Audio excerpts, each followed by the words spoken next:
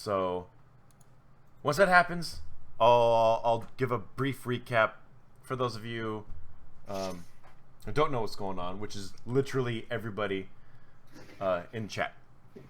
Actually, you know what? I'll do that right now. How about that? And you guys can help me out.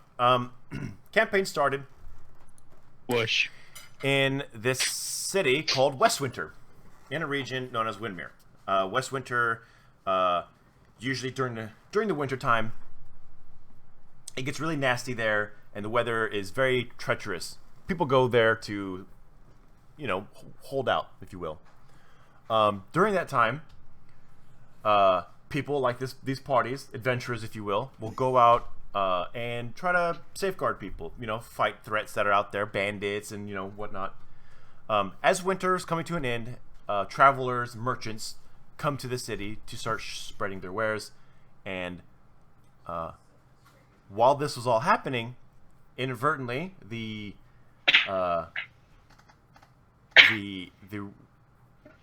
threat known as the Shriek came bursting out of the ground from underneath the city. The players found out that they were sealed away into this place called the Void by these magic relics called Gajin stones. And they learned from a old keeper, this dwarf, Mr. Abe, as I call him, that how do I put it?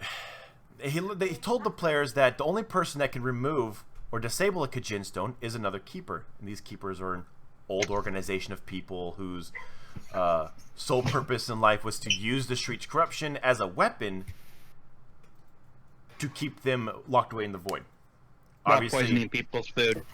Obviously, this guy was who he tells the players that the Lord of Westwinter, Mr. Hoon, was responsible. He was the keeper, but chances are that they sow a little bit of he sowed a little bit of distrust towards this Hoon guy to the party, saying that he was the one responsible for releasing these Shriek, these nasty monsters that spread like a disease and a plague and corrupts the ground that they touch, and anyone who becomes corrupted by them soon becomes one of them. Their skin is covered in this black, reflective, oily skin with nasty claws, and sometimes they grow wings and extra talons and long tails that with spikes and anything Blood. nasty you can kind of come up with. So the players took a whole bunch of refugees from the city. They escaped it, took them out of the town into this place just south of Westwinter to the city called Julian. Shortly after they began to repair this empty town, bringing it back to life, this Inquisition showed up, followers of Ioma Day, and the party didn't like how they were treating the people. They locked down the city, they put entry control points, wouldn't let anyone in and out, took groups of people in these small huts, and the party didn't quite like that. What they ended up doing was convincing one of the lieutenants to take control of the as it was the Third Order of the Iomedaean Sanctum, aka the Inquisition, and now he's sort of in the process of reforming it to something else.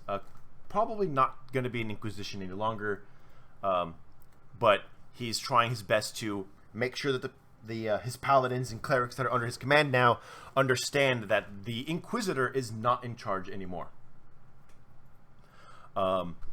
The last session, the party decided that they were going to find this threat, this half-fiend Minotaur who's been around and poses a pretty decent threat to the players, and this Third Order. They've said that they've found his cultists and they slayed them all, but they couldn't quite find the Hooligan, the treacherous himself. So the party at the end of the session decided, we're gonna go take care of him really fast. We'll come back and then we'll probably set a plan to either liberate Westwinter and or destroy and seal away the Shriek Mother. So at the end of the session, they were off to do that. They also sent their favorite werebat, Jushara, and their Shreech-tainted friend Alejandro, who had the Shreech wings instead of his regular arms. You have a favorite with only one? I'm sorry? I said, can you really have a favorite if there's only one? Oh, there were two. By default. There was two of them. So, at the end of the session, Jushara and Alejandro flew off to scout the area of Westwinter to see exactly what was happening. So, now that we have everybody, I want to make sure everyone is here. So, Duff, you're here, right? Yep. Okay, Brett's here, right? Okay, Chris is here. Yeah. Ben, what is that noise? What? I hear a buzzing. It's pretty bad. Creating a really bad reverb. Wait, is it hot miking, or is it only when I talk? It was hot miking. Anyway, but you're here. It's gone now. Tyler, you here? Yep. Okay, and Joey, you're here. Perfect. We're all here. If you guys want to, because the chat box is now public to the stream, if you guys want to send me a private message, do so in Discord. If you want to keep it a secret from the other players. Am I picking up Paul? Should I keep my mic muted still? I don't think you don't sound like you're picking me up at all. Okay. But they might they might say otherwise. If you keep it open and I don't know, I get loud or whatever. Okay, so where's the chat box? There it is. Hi, Twitch chat, greetings, Flex. Okay, you guys, beginning of this next session. Jushara and Alejandro had literally just left. They took to the skies and they headed north to Westwinter to scout out the area. You guys agreed that you're going to go find this half-fiend Minotaur, Uligin the Treacherous. You leave town. Do you guys try to convince Karuin to go with you, or are you going to let her... she seems more interested to staying back and talking to Abe and Captain Sindis. I'd rather leave her behind. I think we should leave her behind, but at the same time, I also don't want to leave until we hear back from Jushara and Alejandro. Well, that's the point of... Yeah, the point of doing this was doing it to wait for them to come back. Yeah, because Yeah, but at the same time, like, they could be giving us information that could be pertinent, and if we aren't here to receive that, then that might be something that could come back to bite us in the ass. I think we can go kill this thing and get back before they're back. Yeah, I think what we would be doing is I think we'd either be waiting for the information and then moving on, or we are doing this, we come back, get the information, and then move on. Yeah, Captain Sindis is convinced that you guys can go out there and come back, most likely before they return. He expects them to be back in the morning. And what time is it currently? Right now it's about mid-afternoon. Part of me wants to wait, but you guys don't sound like you want to. I mean, that's the whole reason we went in the first place. Yeah, but we're going. But thinking about it, like, after taking the time to think about it, it makes more sense to wait for them. That way we have some kind of intel we're going on, because if something is going on that we need to know about, that we may not even go kill this guy at all. I mean, another thing is I still have the contract for this thing. I mean, I don't know if the Hunter's Lodge is still a thing, but... And I doubt Alejandro brought his entire safe of gold with him. That's fine, but I mean, once, we go be heroes, save the city, we still got the contract fulfilled. Yep. I need you to make a Oh shit! A will save. No. I need you to make roll a d20. If it hits a 20, I want you to re-roll it for me. Okay. Oh. 12. All right. You're standing here debating with your teammates whether you should wait or go and kill this thing when you hear that you feel this pinch in the forefront of your mind. And it's almost like it drowns out everyone else that's talking. Others can see you kind of with this physical discomfort. The the unintelligible whispers that you hear from the street, one voice kind of speaks up above the rest of them, and it speaks. You feel like it's speaking directly to you. It whispers, but it whispers loudly. It says, "We want you. We need you." That's the voice. Oh, shit. It echoes, shit. and then the pain goes away. And then the voices go back down. The whispers go back down to a more manageable level.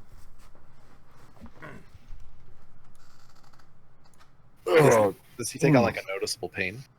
Yeah, he looks very uncomfortable when this happens. You all right? Yeah, just where am I probably need more sleep. I got a bit of a headache.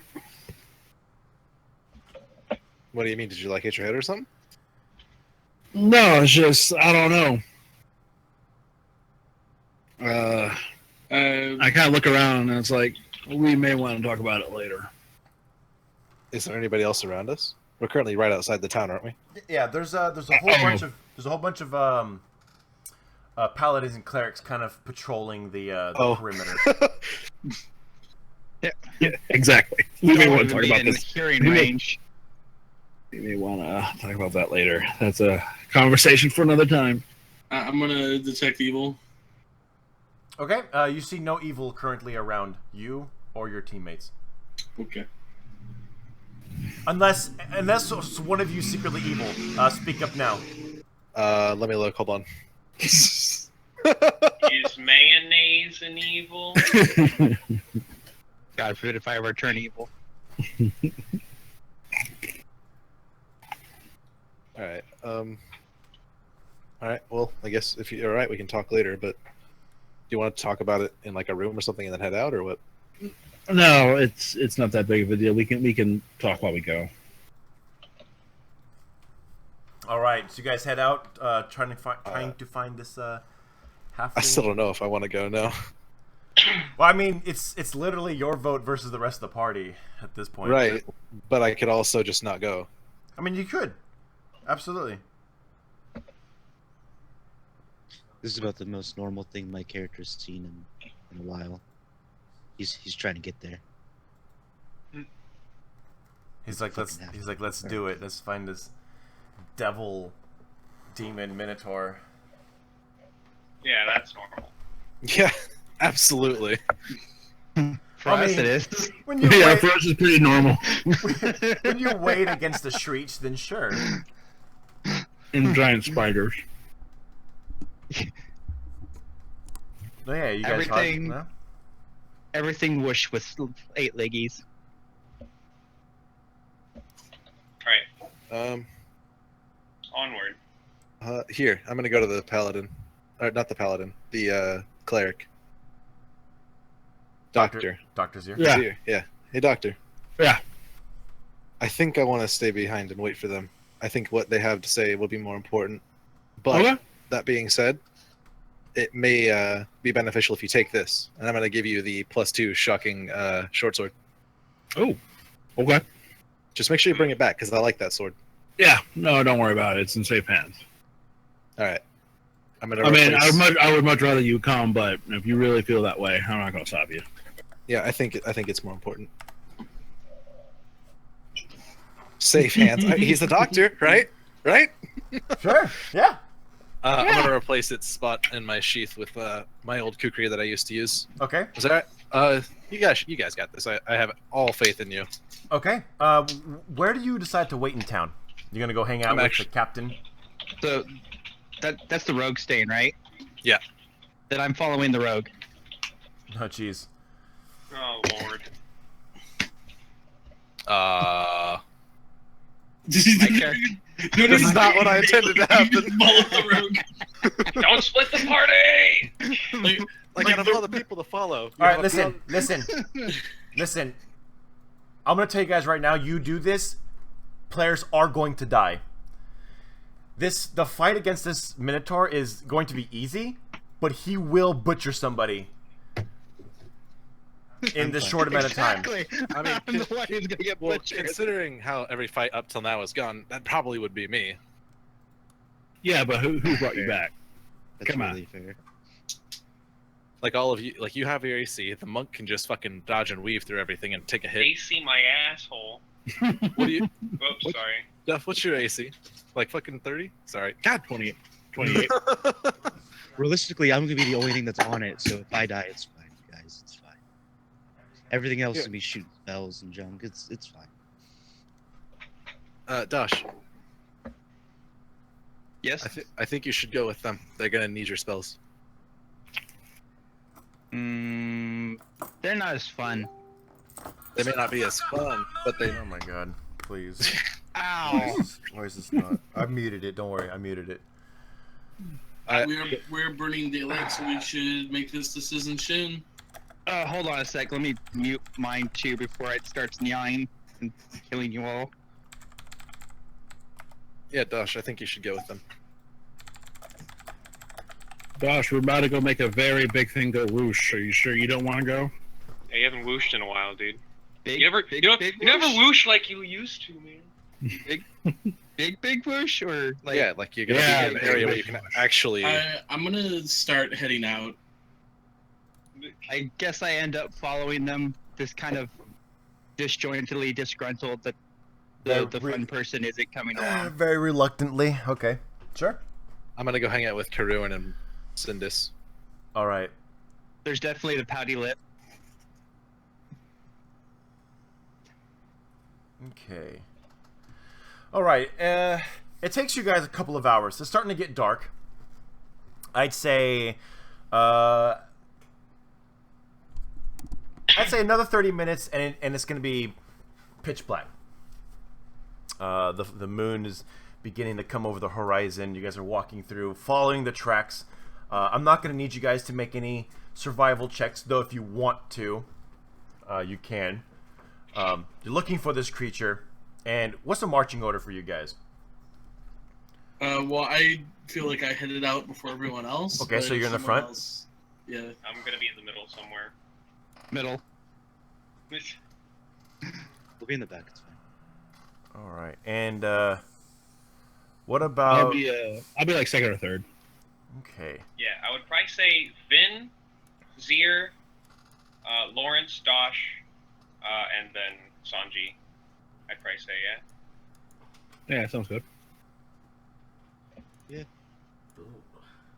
oops, that's not what I wanted. Turning off the hardware acceleration is really lagging up. Just put the monk at the back. He can dash over everybody in like a second. Okay.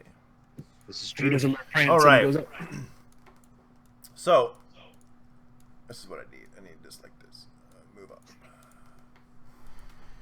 You're marching through this this dark forest. It's nighttime, pitch black. You can't see a damn thing. Almost. If it wasn't for the fact that you guys have light sources. When you hear the cracking of something, a twig, maybe. Dr. Zier. Yes. You hear something above you. You look up, but you look up to see the swinging weapon of this very angry Minotaur who screams in a rage as he drops out of the tree above you, making his first attack. Excellent. Bring it. Wait 1 second. Let me go ahead and get the turn order going. You guys can start rolling your initiatives, and I'm going to make his initial attack. All right, go for it.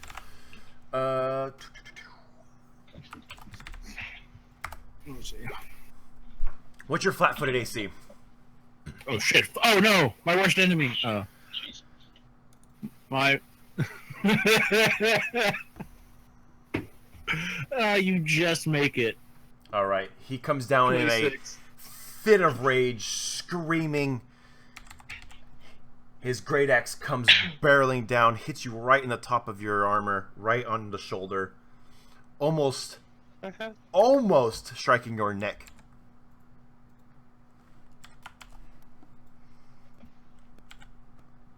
Okay.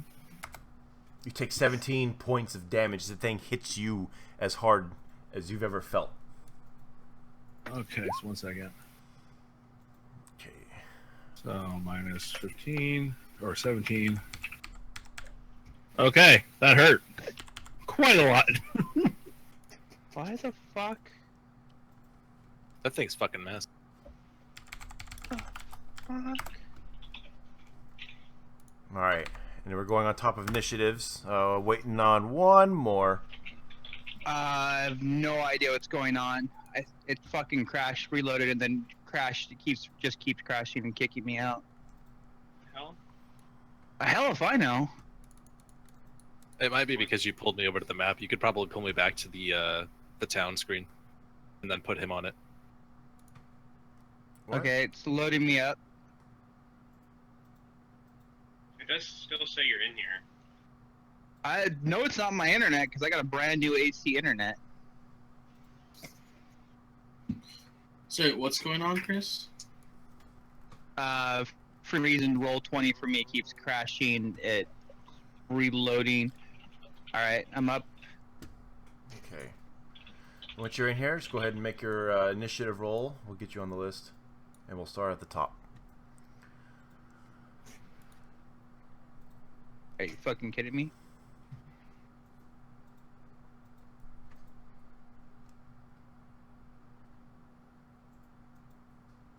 What the hell?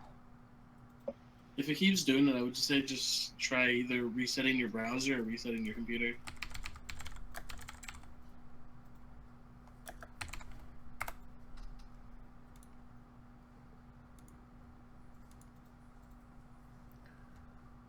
Oh, he's gone. All right, we're just gonna start at the top really quick. Just roll me a random fucking thing for it. Do you happen to know what your initiative roll is? Yeah, I got a +1 to initiative. That's the Okay. only bonus I've got. You went ahead and rolled a 12. Awesome. Sounds about right. I think that's what I normally roll. Okay, I'm gonna put that on there for you. And then Dr. Zir, this guy comes out of the tree, literally out of the woodwork, with an axe, super angry, super pissed, strikes you as hard as he can. Okay, so as an action, I'm going to cast Stunning Barrier on myself.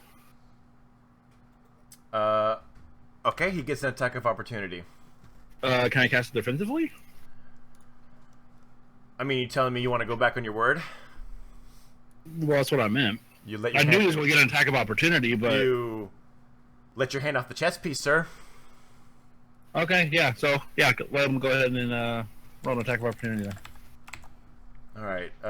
Since it is your turn, you're Does not my Stunning flat-footed. Barrier go off, though? It might. If he hits you and deals damage, you have to make a concentration. Okay, I'll try that. He's gonna roll an 18. I don't think that's gonna be high enough.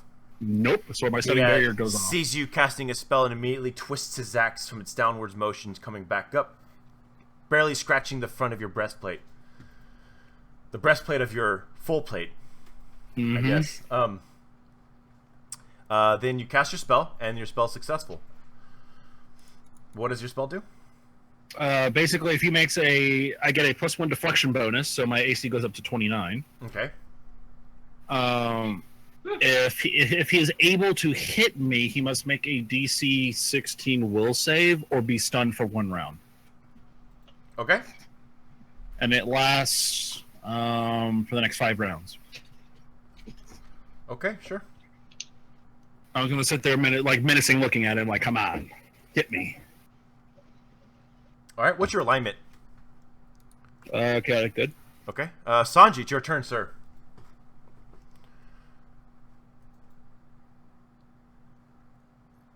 I'm gonna do a Um, I'm gonna do a random roll just to test that I'm working again.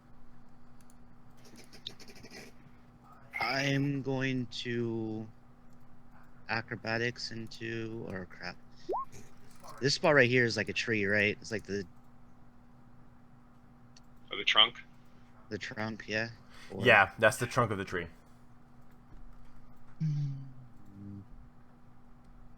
So I can probably fit right here. Yes. Okay. So, did you roll your acrobatics? Yeah. 1 second. Oh shit! No wonder.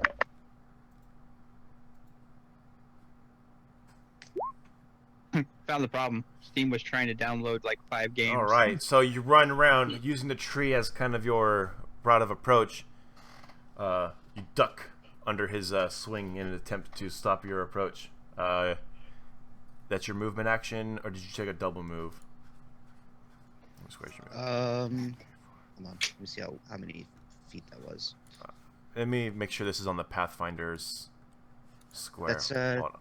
that's just regular movement. All right. Measure it again. It was on 3.5 or different movement system. Yeah, that's regular movement. Okay. All Okay. right, so then I will perform a stunning fist on him. All right. Make that attack roll. Be at a okay. I'm currently flanking, correct? Yes. That's a +2. Yes.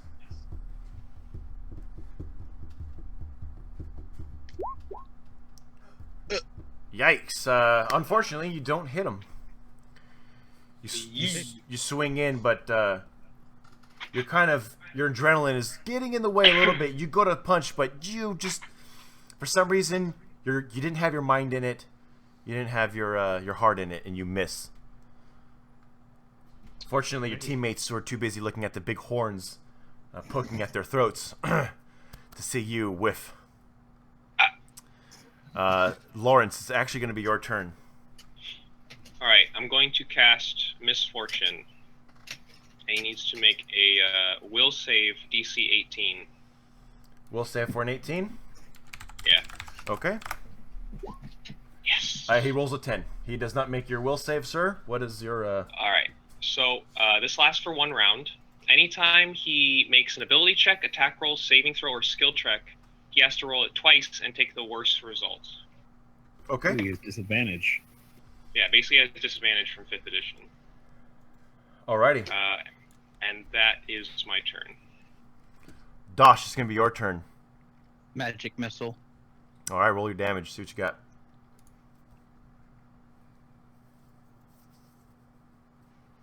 That's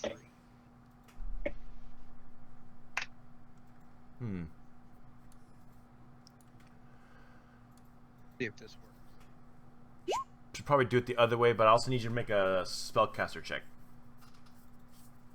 His half fiend, the half fiend side of him actually gives him spell resistance.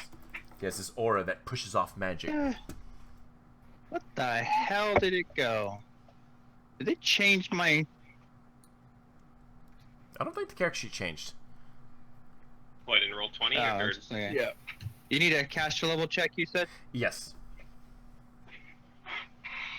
No, it just, for whatever reason, it undid my thing, so it was moved around for whatever reason.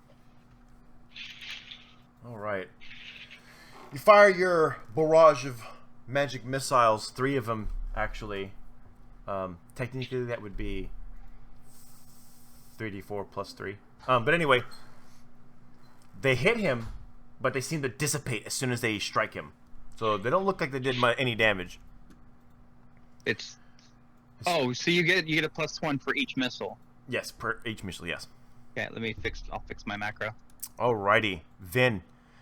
This Minotaur comes out of the tree and just starts swinging wildly at your cleric. I am going to Smite Evil on it. Alright. Yeah. And then I'm going to Deadly Aim Rapid Shot. So All right. let's start with this. Let's see. So that's let's see, +2 and then -2. So yeah, the attack roll is 31. Attack roll is 31? Yeah. Okay. And the That hits. damage, awesome. The damage, and that's just for the first one. So the damage for the first one is 7, 8, 9, 10, 11, 12. So 12 damage for the first one. And then second arrow. 30. That's going to hit also. Alright, so 10, 14, 15. So that's 15 damage from that one. Does the composite bow have a crit range of 19 to 20, or is it just 20? It's just 20. Okay. Is that... Actually, it's Smite Evil, so... Okay. Man, if that crit, that would have been awesome, because I have +4 to confirm the crit. Was that your turn? Yeah, that was my turn. All right. in his blind rage, he gets even madder. He actually turns towards you and uses Smite Good and takes a 5-foot step. Oh shoot! Oh snap! I have a bonus to my AC though, so. And he's got. He's also under the effects of misfortune too. Yeah. So he makes a 5-foot step, and unfortunately, he gets a full round attack. That's 4 attacks. Fortunately, he has to re-roll every single one of those. Wait, he gets a full round attack, but the 5-foot step's a movement action, isn't it? No, it's a free 5 action. foot's No, free. it's a free action. Oh, You okay. can only get one a turn, Yeah. Let's see. right? Or Actually, he doesn't. I'm sorry. He doesn't even have to move. He has a 10-foot reach. My apologies. Shit. I'm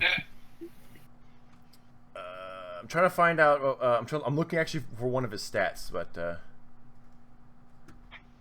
Has no stats. You forgot them. Smite only functions off of charisma. Is that right? Yeah. Oh, and adds the Yeah. okay, and adds the okay. Add a spell. I forgot. Smite evil. Probably gonna add his hit dice.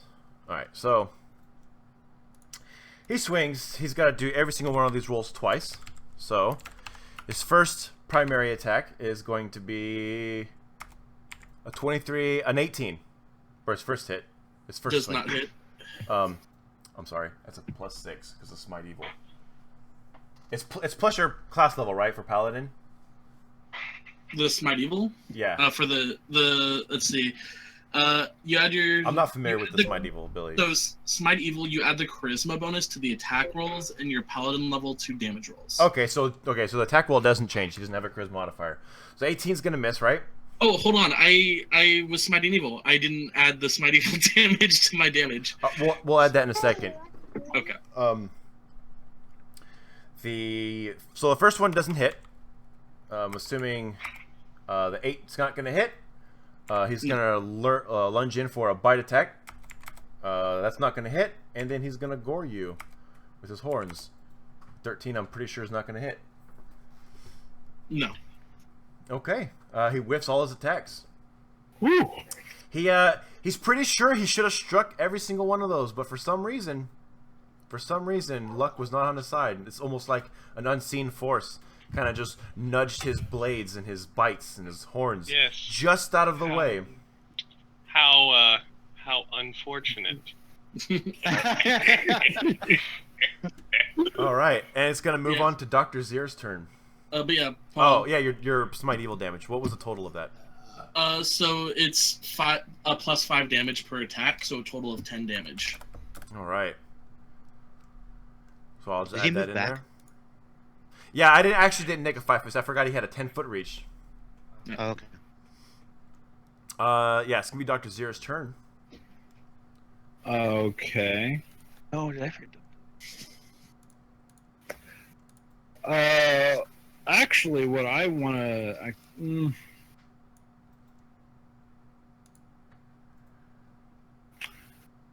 I am going to try and do and cast Lightning Lash at him.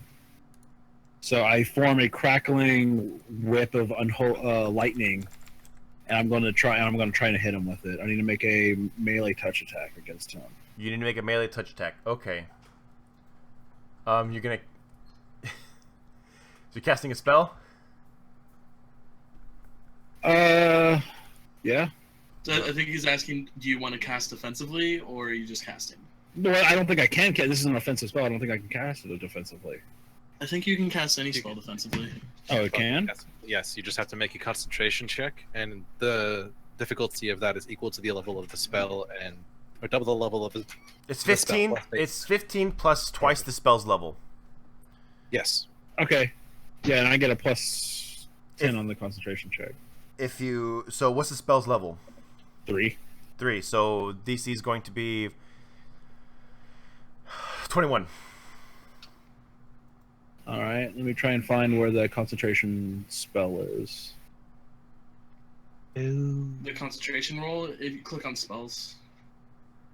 There it is. Nice. 23. Okay, your spell is successful. All right. So Make your touch attack, sir. where's the touch attack under? is melee type? It's just melee. Melee Okay. touch. Or just, yeah, melee type. All right. 14. Okay, that hits his touch. Okay, so he takes one. Takes oh shit. 1d6 plus 1d6. Yikes. So That you strike him, you touch him, and a surge of lightning kind of goes through him, but it doesn't phase him whatsoever. You're pretty sure actually he he, has he takes two. He takes two different types of damage. That's why I rolled two 1d6s. What are the types of damage? He takes 1d6, so that's the first one, electric damage, and he takes a 1d6 divine power on the second one. Divine power? It says similar to flame strike. It's like radiant energy, I guess. Okay. And then I am allowed, since I hit, I am allowed a free trip attempt. okay, I need you to make a spellcaster check. Okay.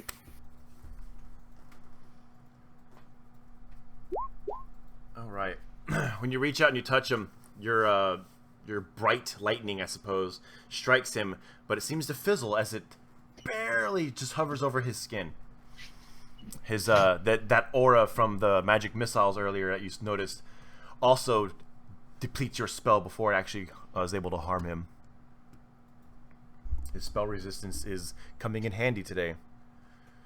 Yes, but it still says if the attack is successful on it. It isn't. That's what I'm saying is Okay. you're not breaking his spell resistance. Okay. Rip. Sanji, it's gonna be your turn. Okay, so I'm going to enter a rage, letting out my fire elemental bloodline. Gonna use the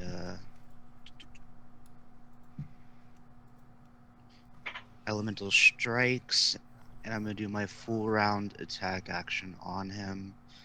So I'm gonna start rolling my attacks. Okay. That's a miss. Oof. And Okay, that's a hit.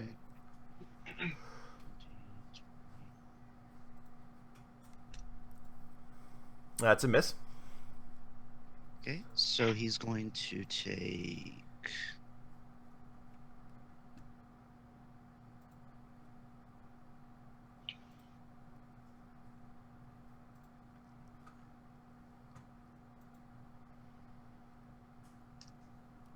then as well as a extra d6. So 16 points of damage, 3 being fire. And then that'll be my turn. All right. When you strike him with your fists, your fiery energy kind of hits him. Seems to be a little resistant to fire. DR. It's just energy resist. Ah. He's got DR, but the magic's going to go through the DR, but he's also resistant to several elemental types and has spell resistance. He's a tough mofo. It's that template. It's pretty strong. Lawrence, it's your turn. He's an asshole. Got it. Yeah, right. All right, let's keep this asshole down then. I'm going to use chant. Shaman can chant as a move action.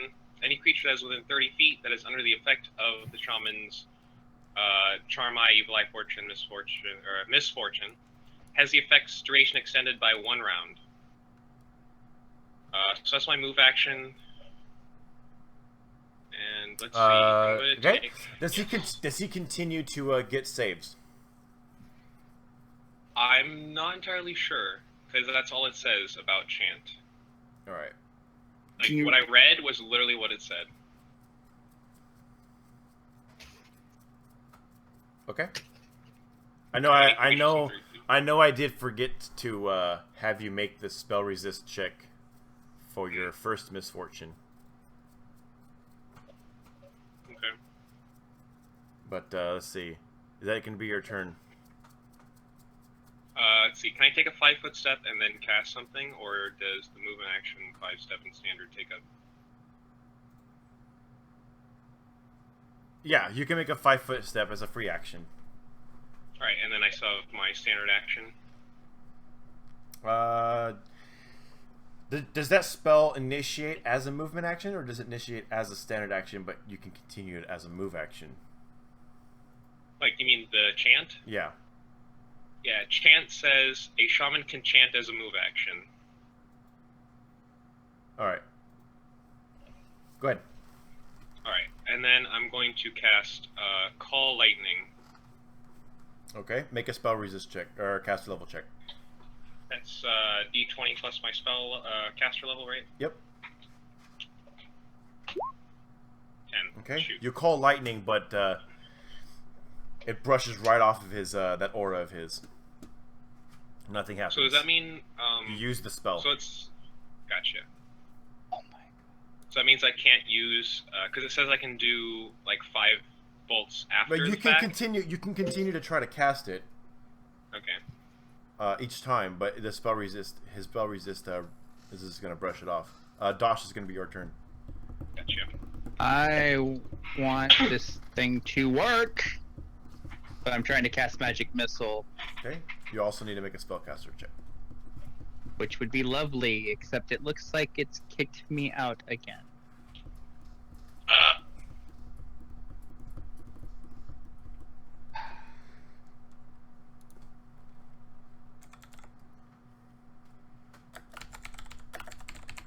I am sorry. Yeah, it looks like it crashed all together on me. For some reason, I'm having problems tonight. That's fine. Do you want us to move on to a different player, or do you want to try to make your turn? I want to cast a Magic Missile if I can get in. All right. Do you happen to remember your caster level check? Although there's your magic missile damage. I need a caster level to break his spell resistance.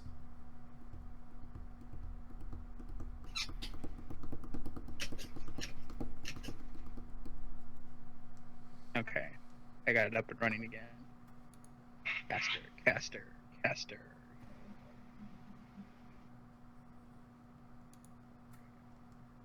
Is there a way to add the caster level directly onto the bar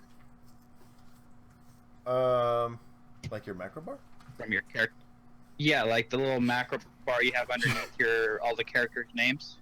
Yeah, I think just click the drag the button down on that bar. You rolled the same thing you did last turn.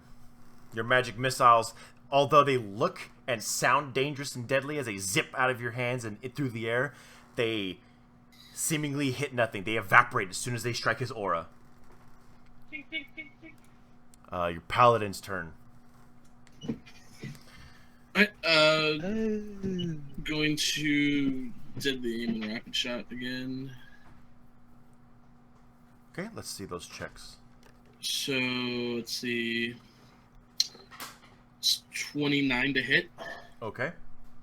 and the damage. This is for the first one, by the way. The damage is 8, 9, 10, 13. I believe since he's within range, he does get an attack of opportunity on you. No, I have one of my feats. I don't believe there is a feat in Pathfinder that prevents an attack of opportunity from using a ranged weapon. I was actually looking at it the other day. Nope, the only feat that you can get is one that allows you to make attack of opportunity within 15 feet with it. Where are feats on here?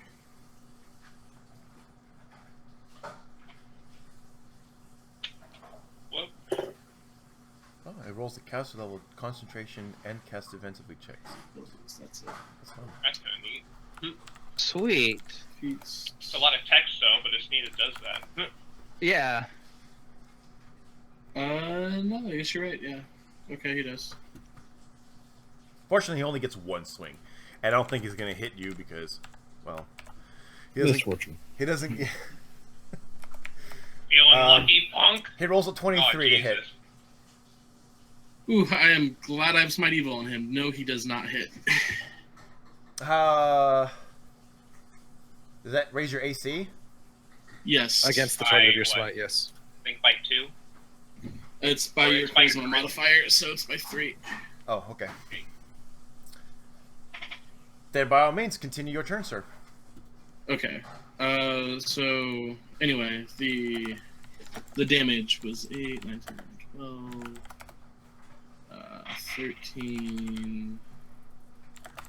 13. It's like 18 damage, I think, from that first one. Okay. And for the second one, ooh. It looks like he dies from that first blow. Oh, okay. He swings on you, Jesus. seeing that you're pulling back an arrow. Once he comes across with his axe, you lean backwards, dodging it just in time, letting your arrow go. Goes right through his throat. He falls on the ground after a few moments of struggling, and then promptly dies. Awesome. Dang, we smells bad, dude. I retrieve my arrows. Shamans are banned. Unbelievable. That's the first time misfortune actually went through because it's fucking. I forgot to make you roll a spellcast or a spell resistance check. Yeah. Rip. We need to set it on fire quick. Whoosh. I loot the body. Whoosh. I loot the body. Yeah. I'm gonna roll a survival to try and get these horns. You know? Okay, make the survival check. You said you're looting him? Yeah, loot the body. He literally has nothing on him except for rags and the great axe. It is a mundane great axe. Can I roll above a 5? Is that a thing? Can I please just do that? Take a 10. Don't worry, dude. I'll notice that you're trying to like get the horns off, and I'll assist. Yeah, you can take a 10 on that. All right. I guess I'll take a 10. It's a survival check, by the way.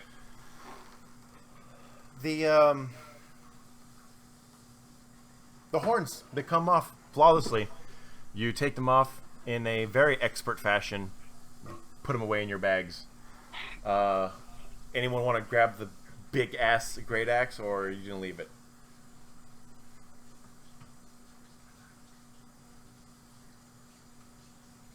No? Okay, you're gonna leave it? Okay. I ain't touching it. I Oh, can't These use horns are gonna make very good drinking glasses.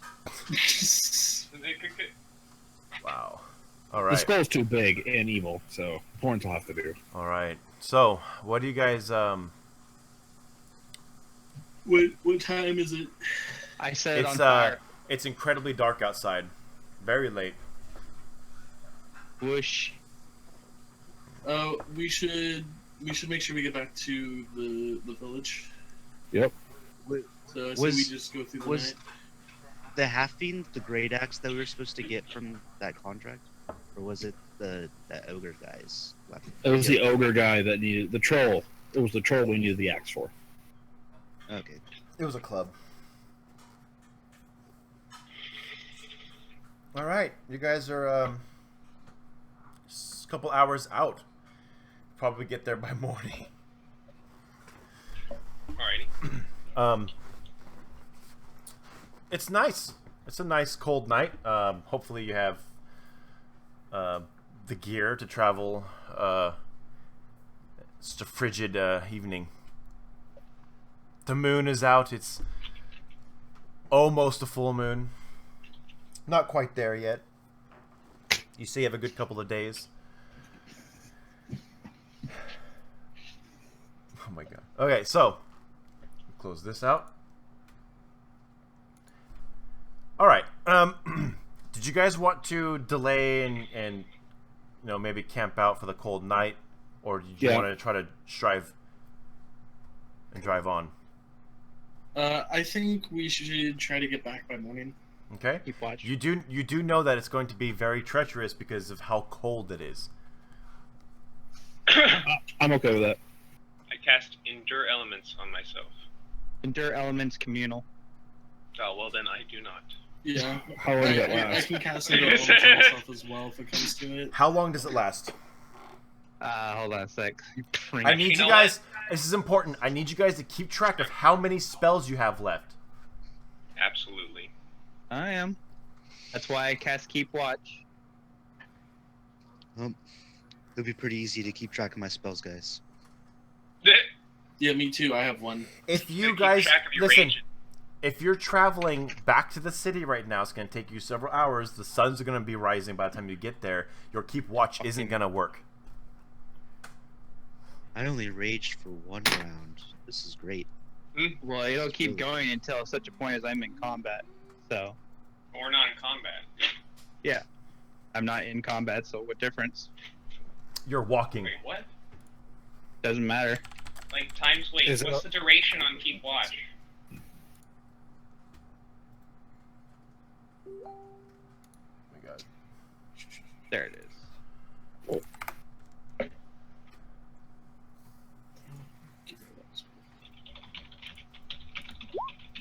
Let's see.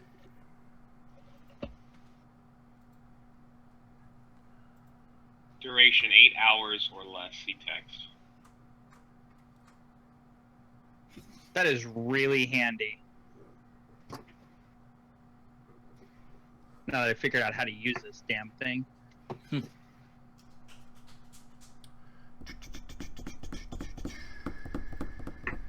We're doing a real good job at not cussing, guys.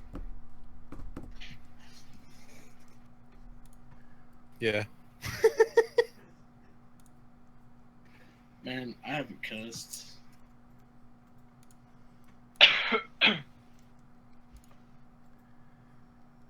Okay, what was the one you were looking for before? Vigorous Oh, it was activity Walking is not considered a vigorous activity. in a treacherous landscape, like Okay. frozen trees and shit. Endure Elements Communal is a 24-hour split among the recipients. I don't need it. So whoever can cast it on themselves to boost our length of time. I can cast Endure Elements on myself. Well, how long is it going to Okay. take to... Let's see. Yeah, 24 hours. We might as well just all cast on ourselves then at this point. That's probably Brett's character. All right. Yeah, I don't got any spells. Then you guys have 12 hours between you. All right. So let's see. Gotta check my notes right fast. So Worst case scenario. you guys traveling during the nighttime through difficult terrain, low visibility unless you have low light. I have low light. Ion torch on? You also trying to avoid disturbing other wildlife that might attack, and trying to talk while reading notes at the same time is difficult. It's going to take you up until the morning to get back to town. You are sure of this. Difficult terrain gets just more difficult. Also, let's see. 1 second. Can I make any rolls to speed up the process? For yourself? Unless you Well, have... like, leading the party, like a survival or... well, unless you have the unless you have Woodland Stride would be the only way to do it. There's no limit on how many times a paladin can detect evil, right? It's at will. Just they can There's do it. that well. Yeah. I'm gonna be making regular perception checks, so you could just tell me how many you want me to make, just as keeping an eye out. And when I am doing that, I'm also gonna be detecting evil at the same time, just in case. So just let me know on how many rolls you want me to make, or when you want me to make the rolls. Okay. Why is it... Oh, I'm in the wrong one. No wonder. All right. So let's see. We're gonna transition over to Ezra for a brief moment. Tyler, Oh you there? yeah. Yeah, All right. I'm here. During the evening, Captain Sindis goes about his business. He checks on a lot of the soldiers and a lot of the paladins and clerics, doing his normal rounds before finally retiring back to the tavern where he has his little office set up in the top corner and spends the rest of the evening.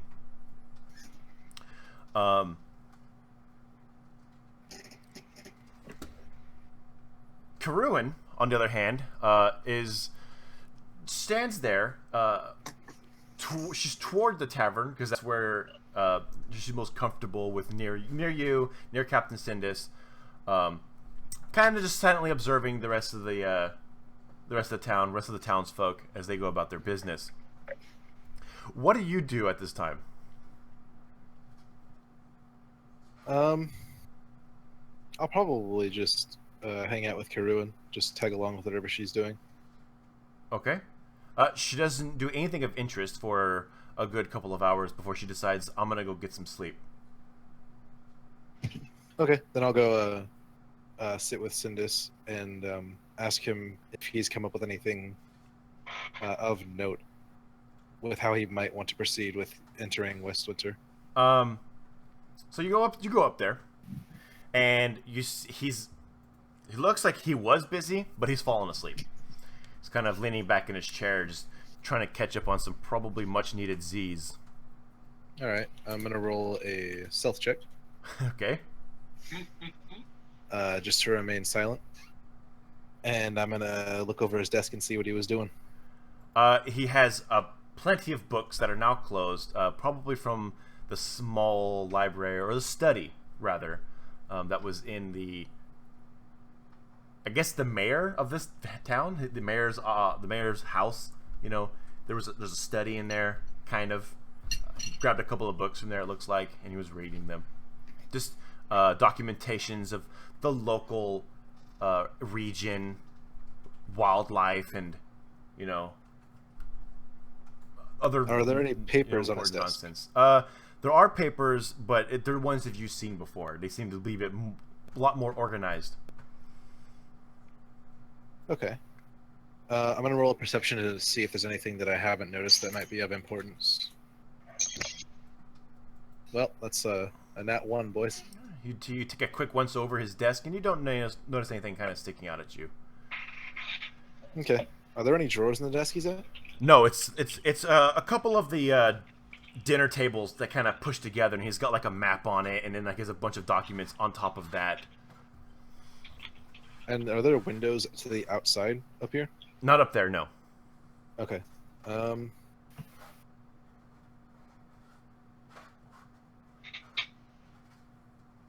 right. I'll head down and not disturb his sleep anymore. All right. And I'm gonna go find Sergeant Dale, or actually Lieutenant Dale. He got promoted. That's Hey! right. Lieutenant Dale. Lieutenant Dale. You can't find him. You ask around. Some of the soldiers tell you that he retired for the night. Okay. I'm gonna go walk towards the front of. Actually, no. Yeah, Abe was staying out just outside town, wasn't he? Yeah, That's what, like, kind on the of. outskirts? His camp is now kind of moved inside the town, like just barely inside the boundaries that the Third Order had put around the town. Yes. Okay, I'm gonna walk by his camp. Does it look like he's awake or not? Depending on like fire. And... Well, he does have a campfire in his little tent. He's probably just, if you go and take a look. He looks asleep, but he's got a pipe in his mouth, and he's holding up a mug, kind of just barely above his leg. All right, I'm gonna go to the. Sorry. Yeah, go ahead. Continue. I'm just gonna leave him. He's chilling. I'm gonna go to the front of town and start walking down the path slightly towards Westwinter. You can start walking towards Westwinter? Yeah. All right. Just gonna stare longingly into the horizon. I'm not gonna walk on any weird-looking ground or anything, but no, I'm gonna walk in that direction because we're surrounded by trees in town. So I'm trying to get out of the tree line so I can see if I can get like a view of the city. Of Westwinter? Yeah, because this town the little village is surrounded by trees, so I doubt I would be able to see it. You'd have to go a long ways to see the city. Well out of comfortable range. Okay, then I'll just walk outside of town and Kind of take a breather. Longingly stare at the horizon. All right. see what the paladins on patrol are up to. Yeah. There's you see that there are a few paladins and clerics with some scouts.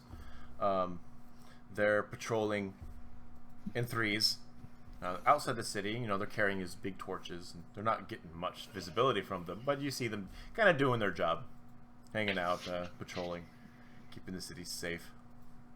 Ignore. Okay, I'm just gonna go back into town then. All right.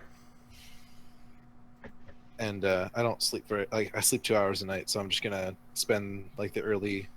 I'm Okay. actually gonna wait. I probably will wait to sleep until the morning comes. So you're Okay. up right at dawn. So you don't sleep? Nope. All Not right. until like the sun. Okay. Well, as the sun begins to peek over the trees in the horizon, Ezra, you hear the immediate and very recognizable sound of bells being rung. Oh, boy. Very vigorously, might I add. The Ding, party, ding, ding, ding, the ding, party, ding, ding.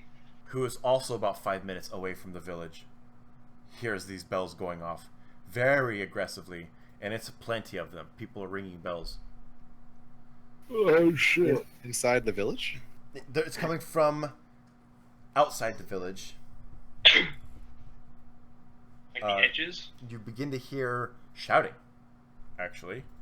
And shortly after the shouting, you begin to hear the very uncomfortable, familiar sound of a shriek roar.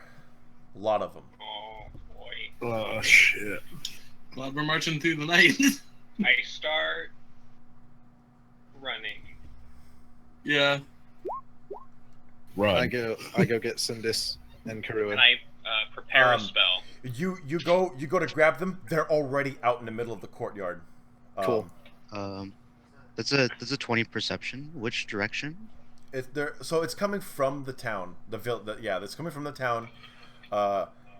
Most like these are the bells that scouts use to warn others. The monk's like, which fucking direction? I'm gone. So your teammate already started running towards the town. Tyler immediately, like almost in an instant, the second you and a whole Captain Sindis, Karuin, as soon as they're inside, like the court, the center part of the city, you see this bigger creature. Not like a shriek you've seen before. It's got like a hooked tail. It's got like a slick back head. It's got like his massive teeth. And around it has a necklace of Iomedae. He's got nasty claws, and he lurches. Oh, boy. It lurches over the top of the building like it's ready to pounce. And Sindis looks at him and draws his long sword, spreading his shield in front of him, and gets in a combat stance, looking up at the creature. He says, "Huh, what a fool." And as the creature launches itself at Captain Sindis, and presumably yourself if you're nearby. I rolled a stealth check. Of course, I see that. That's a good stealth check. The town is immediately swarmed with hundreds of these creatures. Paladins and clerics go into town on these creatures. The townsfolk even picking up weapons from fallen soldiers, fallen paladins, and themselves trying to fight back these creatures. Clerics, paladins, and townsfolk, one by one, are turning into these creatures and then dying at the same time. The fight goes on, and it goes on for a good while. Literally, by the time your party manages to make their way towards... Here, I'm going to move you here. This is what you're going to see. So I should be over this way. Yeah, you can go ahead and move yourself there. I'll stand right behind Sindis in his shadow. All right, so I'm going to move you guys also over here. You guys come into the village. It's swarming with dead people. It's swarming Jesus. with shriek, and one by one these things are falling. Let me know what you guys want to do. I'm not going to enter a combat scenario right now, but I'm already have my arrows drawn. I'm firing at the closest one. okay, these things drop rapidly as you come in and you murder them. I'm Easy. charging in. By the time you guys get in here, you see this massive creature fighting Sindis with Ezra behind it, trying to help. In fact, I don't even have So, Karuin's marker here.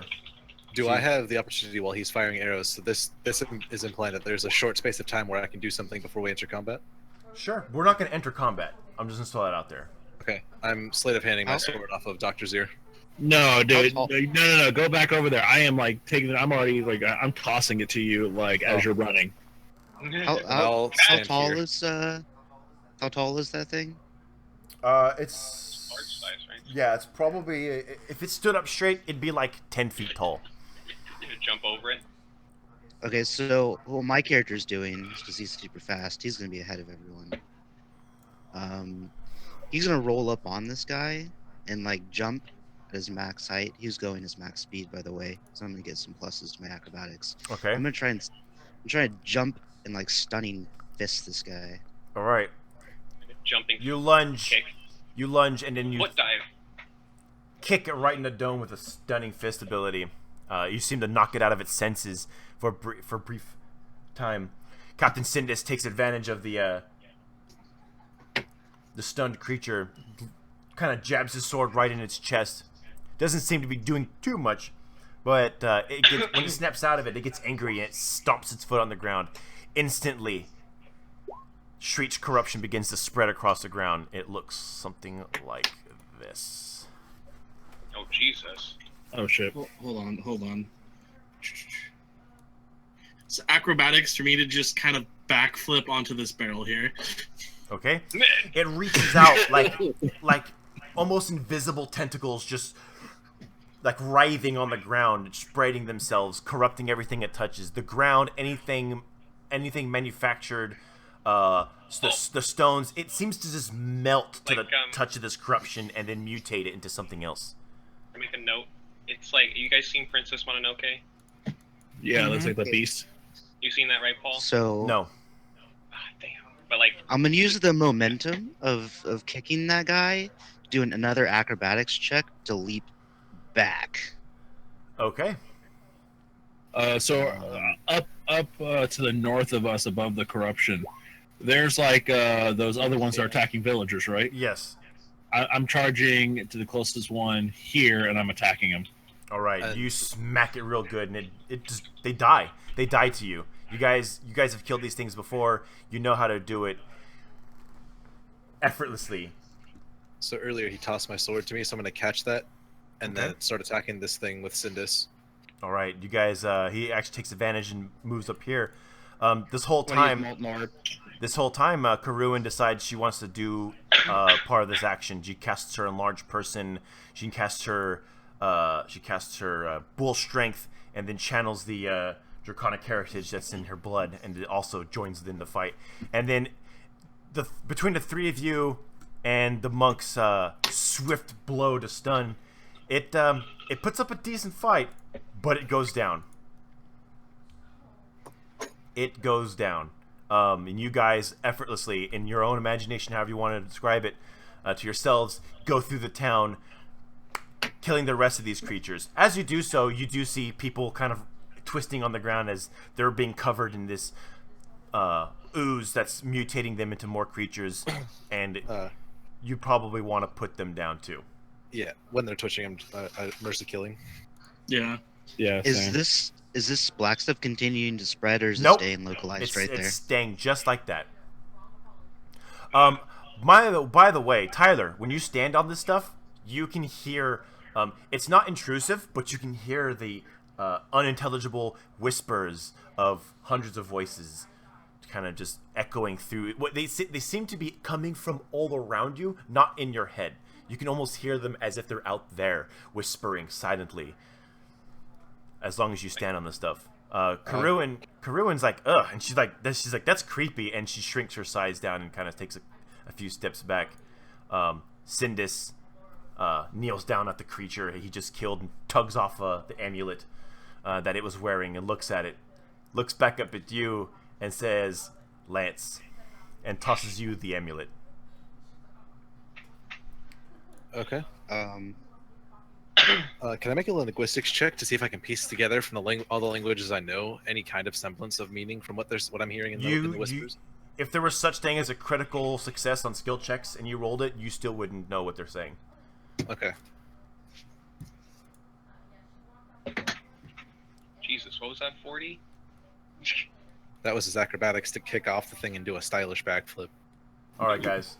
Here is my transition.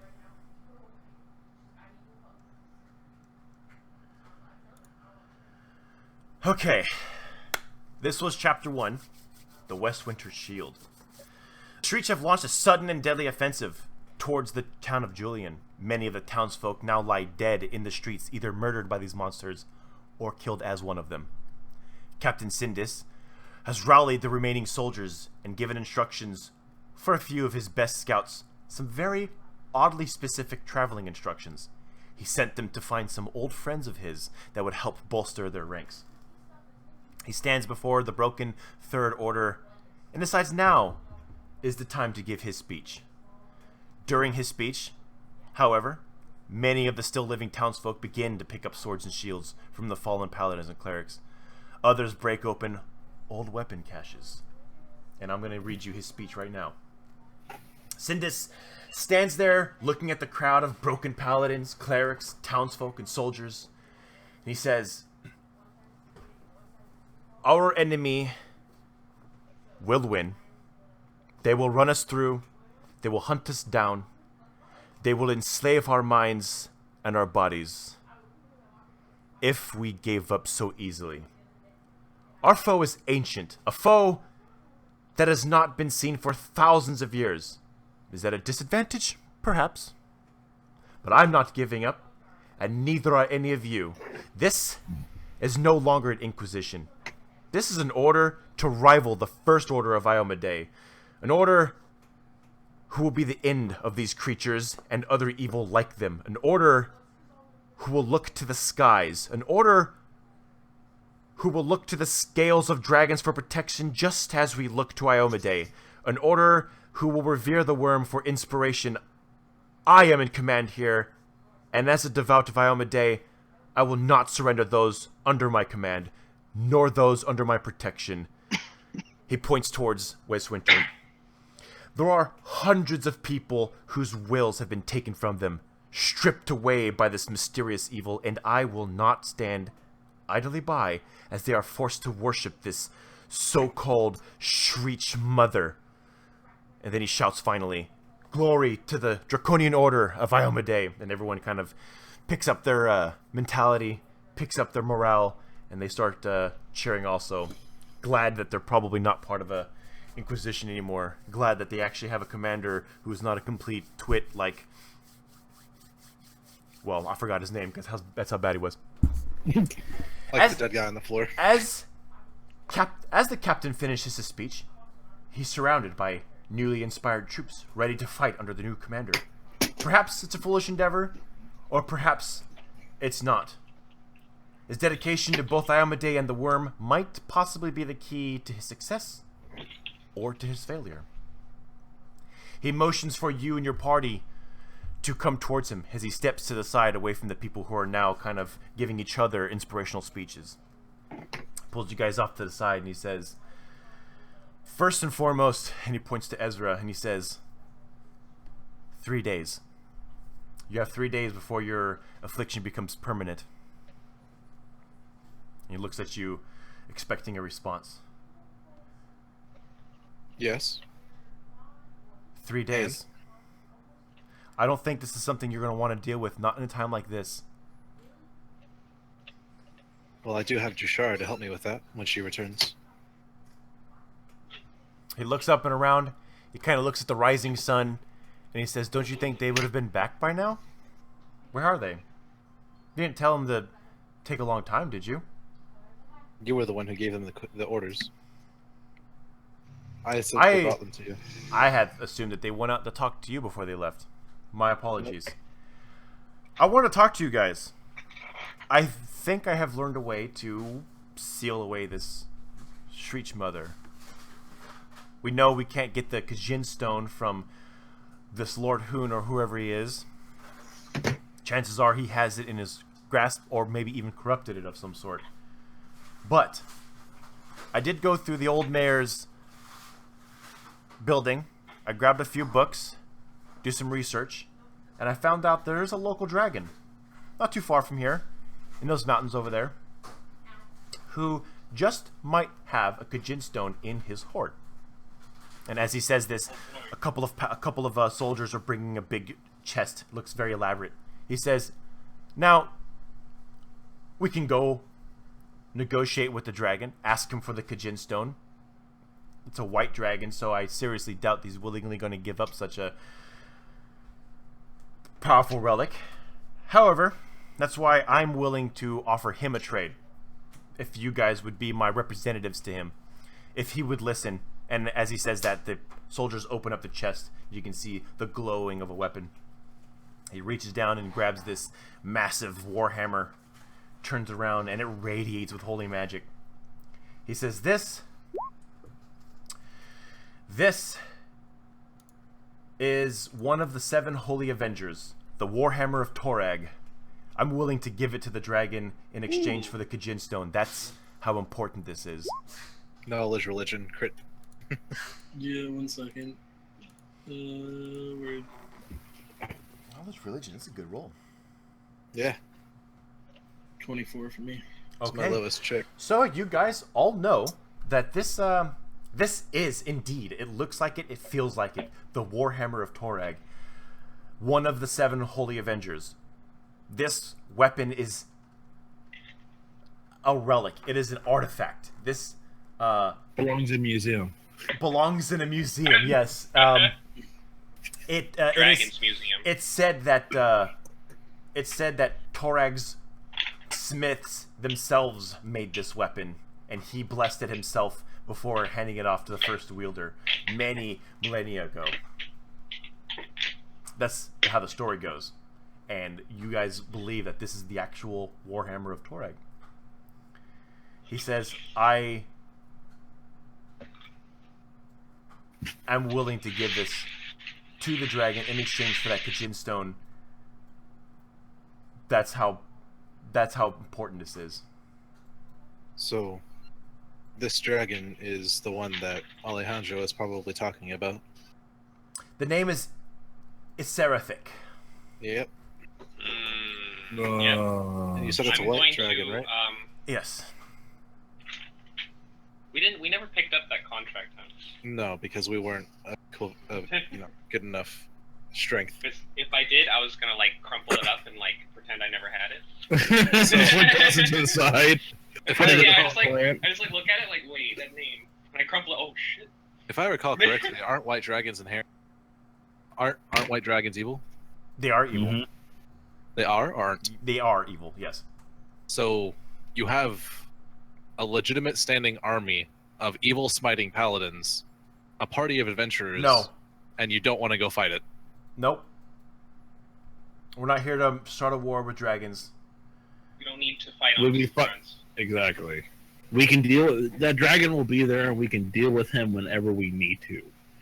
The So you'd other rather- one, on the other hand, Right, but the other option that he's offering is to give up one of only 7, you said, of these artifacts that are probably powerful beyond measure, and you want to give that to said evil dragon? that's if anyone can wield these things. Or you can go kill the dragon by yourselves. I don't have the people anymore to do it. Oh my god. How Look many around paladins you. are here? You Look you around literally you. put... I Sure. have townsfolk. People have probably never wielded weapons before, putting swords on their backs right now. Not a single paladin survived that fight. I might have a couple standing around here somewhere, but I don't see any. We only had 50 of us when we came here. Well, I mean, all of these Shriech are evil. I'm surprised that many of you fell. They're incredibly dangerous. Gotta be a dick about it. I'm sorry, I'm kind of frustrated that Jashara and Alejandro haven't returned. I understand. I'd like to get a report myself. We need to know what the situation is with the city. They have the information we need. As soon as they get here, we can get a plan laid out. But right now, we need to get that Kajin stone. Everything we can. You can cast divine spells, can you not? Yeah. Are you asking me? Yes, Sindis. I'm sorry, I'm not going to leave these people right now. No, I'm asking if you can, so that I can ask you a secondary question. Do you have the ability to cast a message spell in order to contact Jashar or Alejandro? And if you don't, I'm certain somebody here under your command does. Message? It's a level 3 spell. Meta. Meta. What I think you're wanting is not message, but sending. Sending, that's the word. You're right. Sending's a 4th level spell. 4th. Yay. That is above my pay grade.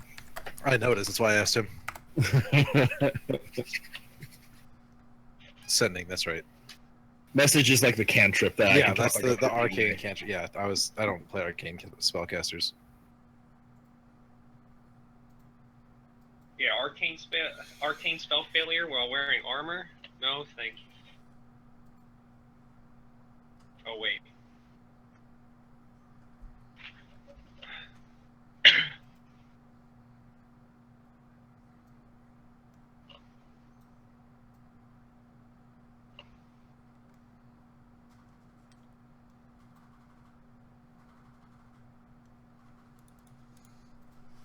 He tells you it's not a spell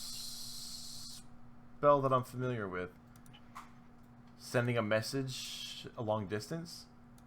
Yeah. That's what couriers are for, right? I'm not familiar with a magical spell that could do that aside from someone that you can lay your eyes on, and I don't have access to a spell like that. All right. It's also just as a meta note. I think only as far as It's an Oracle and Cleric spell list. Yeah, that's what I was gonna say. He I don't think he was a cleric, but I think he's only like a level 2 cleric. All right. Well, then if you or any of you people are incapable of reaching them, then I'm going to go find them.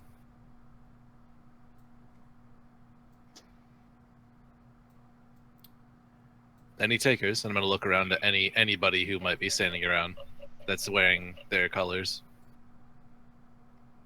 You talking about anyone from the Third Order? Yep. People are not even part of this conversation. He pulled you guys off to the side. Okay.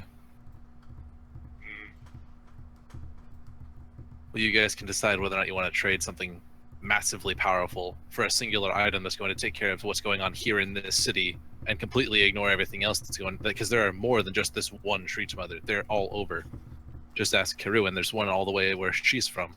So trading something this powerful for a singular one of those seems kind of a hefty price to pay for one to fix one problem. You can decide that. I'm going to go find our friends. I go over and I pick up the hammer. I'm going to start walking toward Westwinter.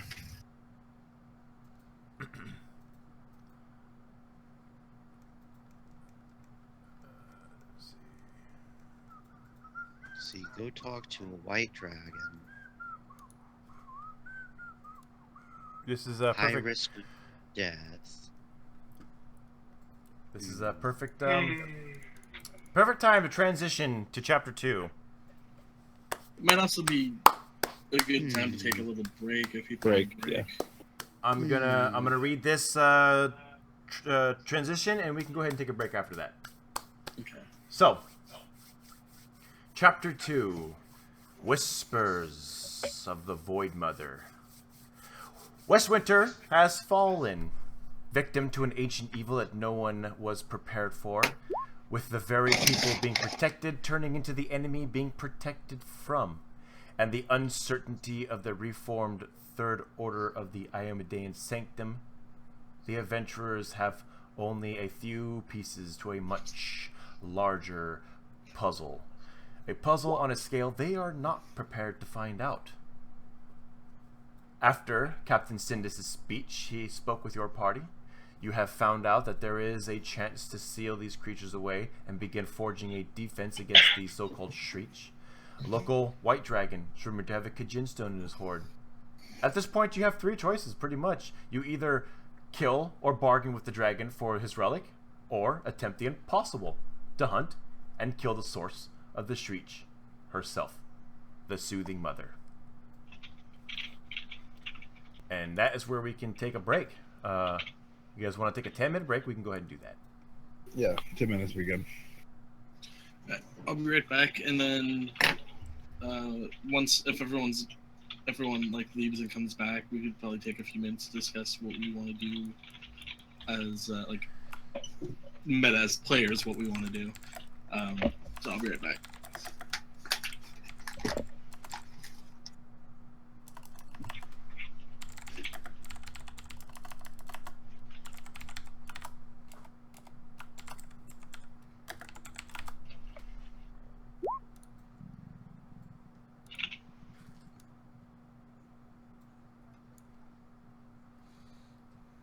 So what do you guys think? Do we try to kill this dragon? Do you think we can kill a dragon?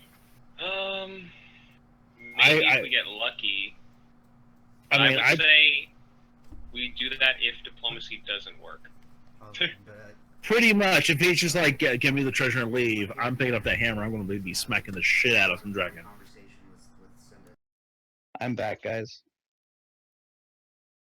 Yeah, because like if we do beat him up with it, then we can get the hammer and the stone. Right.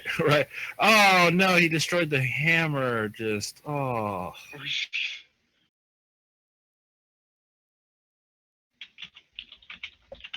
Yeah, sorry about that, guys. What did I miss? So Sindus wants to offer a relic of Torag, the 7 Holy Avenger items, to that dragon that we were going to go kill at some point, and in return get a Kijin Stone, which is the thing that seals away the Shriek corruption, one particular area.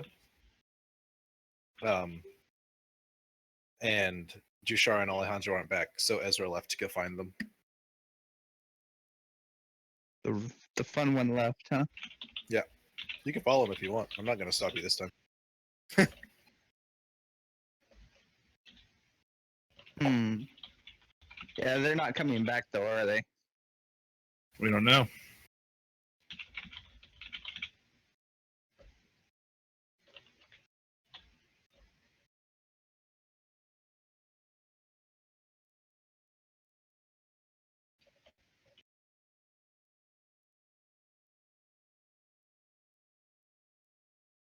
I think I'll pass it this time and let my character not die a natural death. Fair. Plus, I haven't finished making my oracle yet.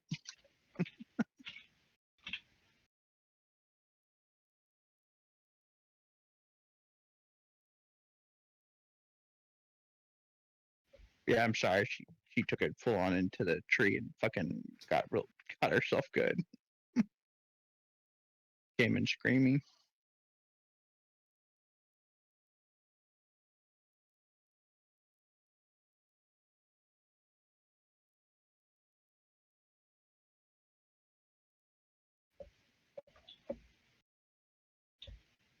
All I heard out of this was Zergus used a fancy hammer. That's pretty much what I heard. And big scale, it makes bigger fire than bigger whoosh than I can do. So we should avoid. But it can't make whoosh. It makes burr. That looks like whoosh to me. I see whoosh. No. It's a white dragon. It's a white dragon. Not according to what I'm looking at on my screen. I see whoosh.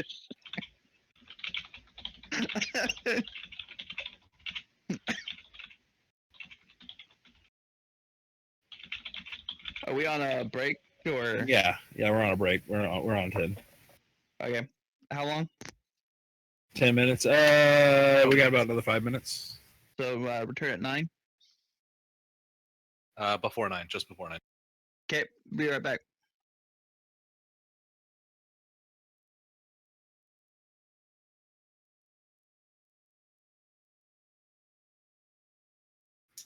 I read an article. I'm reading an article that says man comes to haunting realization he is an NPC.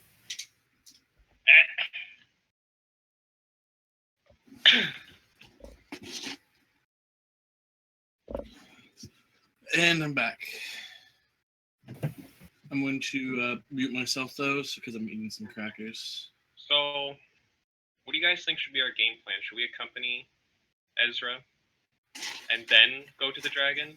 So here's how I'm thinking about it.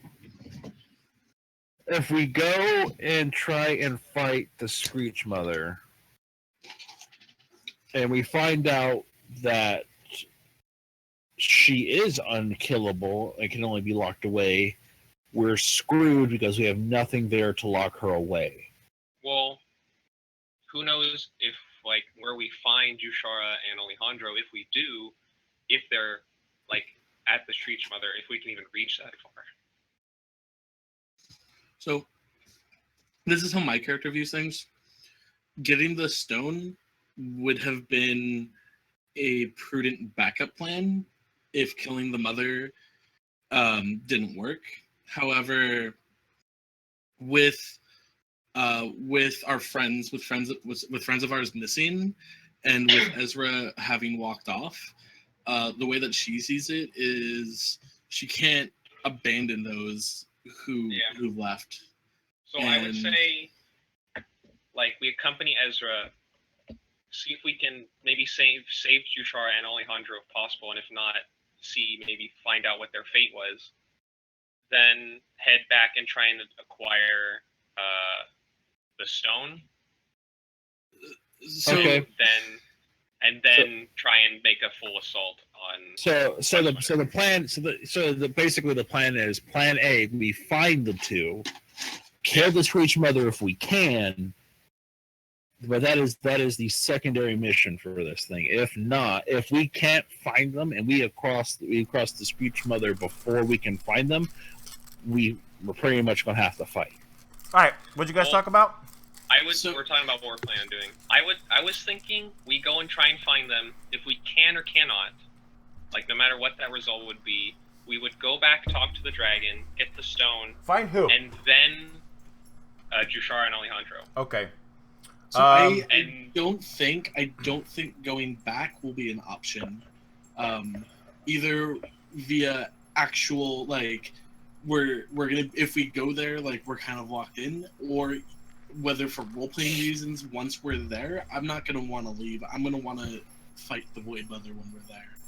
I'm gonna want to put an end to that evil as soon as we can. All right. So I was thinking of having the stone as like a backup plan. Oh, certainly. So that's what I was saying. I mean, before. getting it first on us, having it on us when we fight it. Yeah, so that's what I was originally saying. Is that sounds great? Am I muted? But due to role-playing reasons, no, you're not muted. Everybody needs to roll a d20. Oh shit! Everybody needs to roll a d20, except for you, Tyler. I got one for you. Oh, I got an 8. Well, since your character refuses to sleep, I gotta throw a hit in your face. Okay. Just waiting on Brett's d20 and Chris's d20. Right, we haven't rested, huh? No. Wait, what do I have to roll? I just got back. Just a d20. Right now, Ezra, you're, and those of you who didn't sleep, are fatigued. Oh, I know. Let's see, Benjamin. Starting with you. Yeah. You begin to hear the ominous whispers that Dr. Zier had been talking about. Oh, I never talked about it. And kind of one voice that kind of stands above the rest of them. It says, soon. Right? That voice tells you that particular line. I look at my fox and I iron my will. Joey, you hear the same thing, except for what you hear is the voice tell you, come, love us. Ryan. It's free love, man. Duff, you hear the same thing that Bendon tells you soon. Soon. And Brett gets kind of more interesting one. Brett, what you hear is the voice tell you is, love us, feed us, be us. And then the whispers kind of fade away. Tyler, you didn't need to make a roll. I have one for you. Okay. For you, you hear the whispers and the voices in a powerful A powerful voice actually echoes above the rest of them. Oh boy. It says, "You will serve me, Ezra, in time, just as she does. I am the mother." And it fades. The That's not voices creepy. disappear. Oh boy. I saw that one.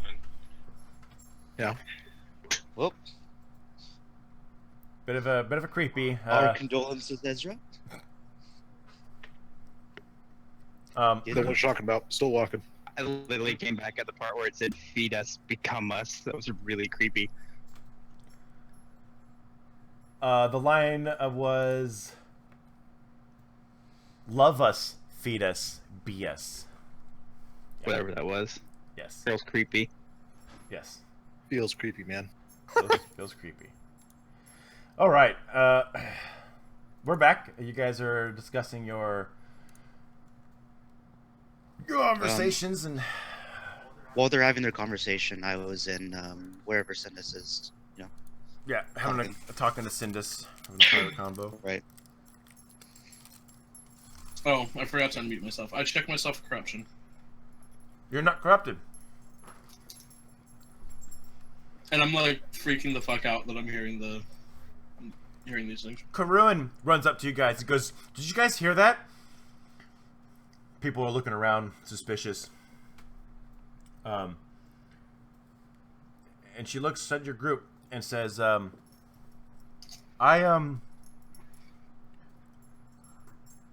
need to go return to my master. I gotta tell him how dire this is. He might underestimate them if I'm not able to warn him.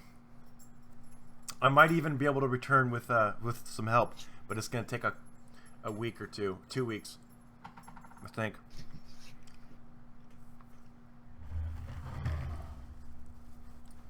Talking to the party. You sure you want to leave? She nods. She says, "I need to go warn him." Is the corpse of that of the big thing still in the courtyard near us? Yep. It's on its side, kind of curled up where its tail almost meets its head. I grab one of my arrows and I literally I start stabbing it and then I start beating it with my fists because I'm freaking the fuck out and I'm really fucking pissed. Okay. I go up to Joey's And character I'm like and he's screaming at it. What do I do? like, Vin. It's like, it's already dead, Vin. There's Fuck, I nothing don't you can have do a about it. calm person. I keep going unless you like actually put like your arm on my shoulder or something. Yeah, no, that's exactly what I'm doing. Okay. Like, what's wrong?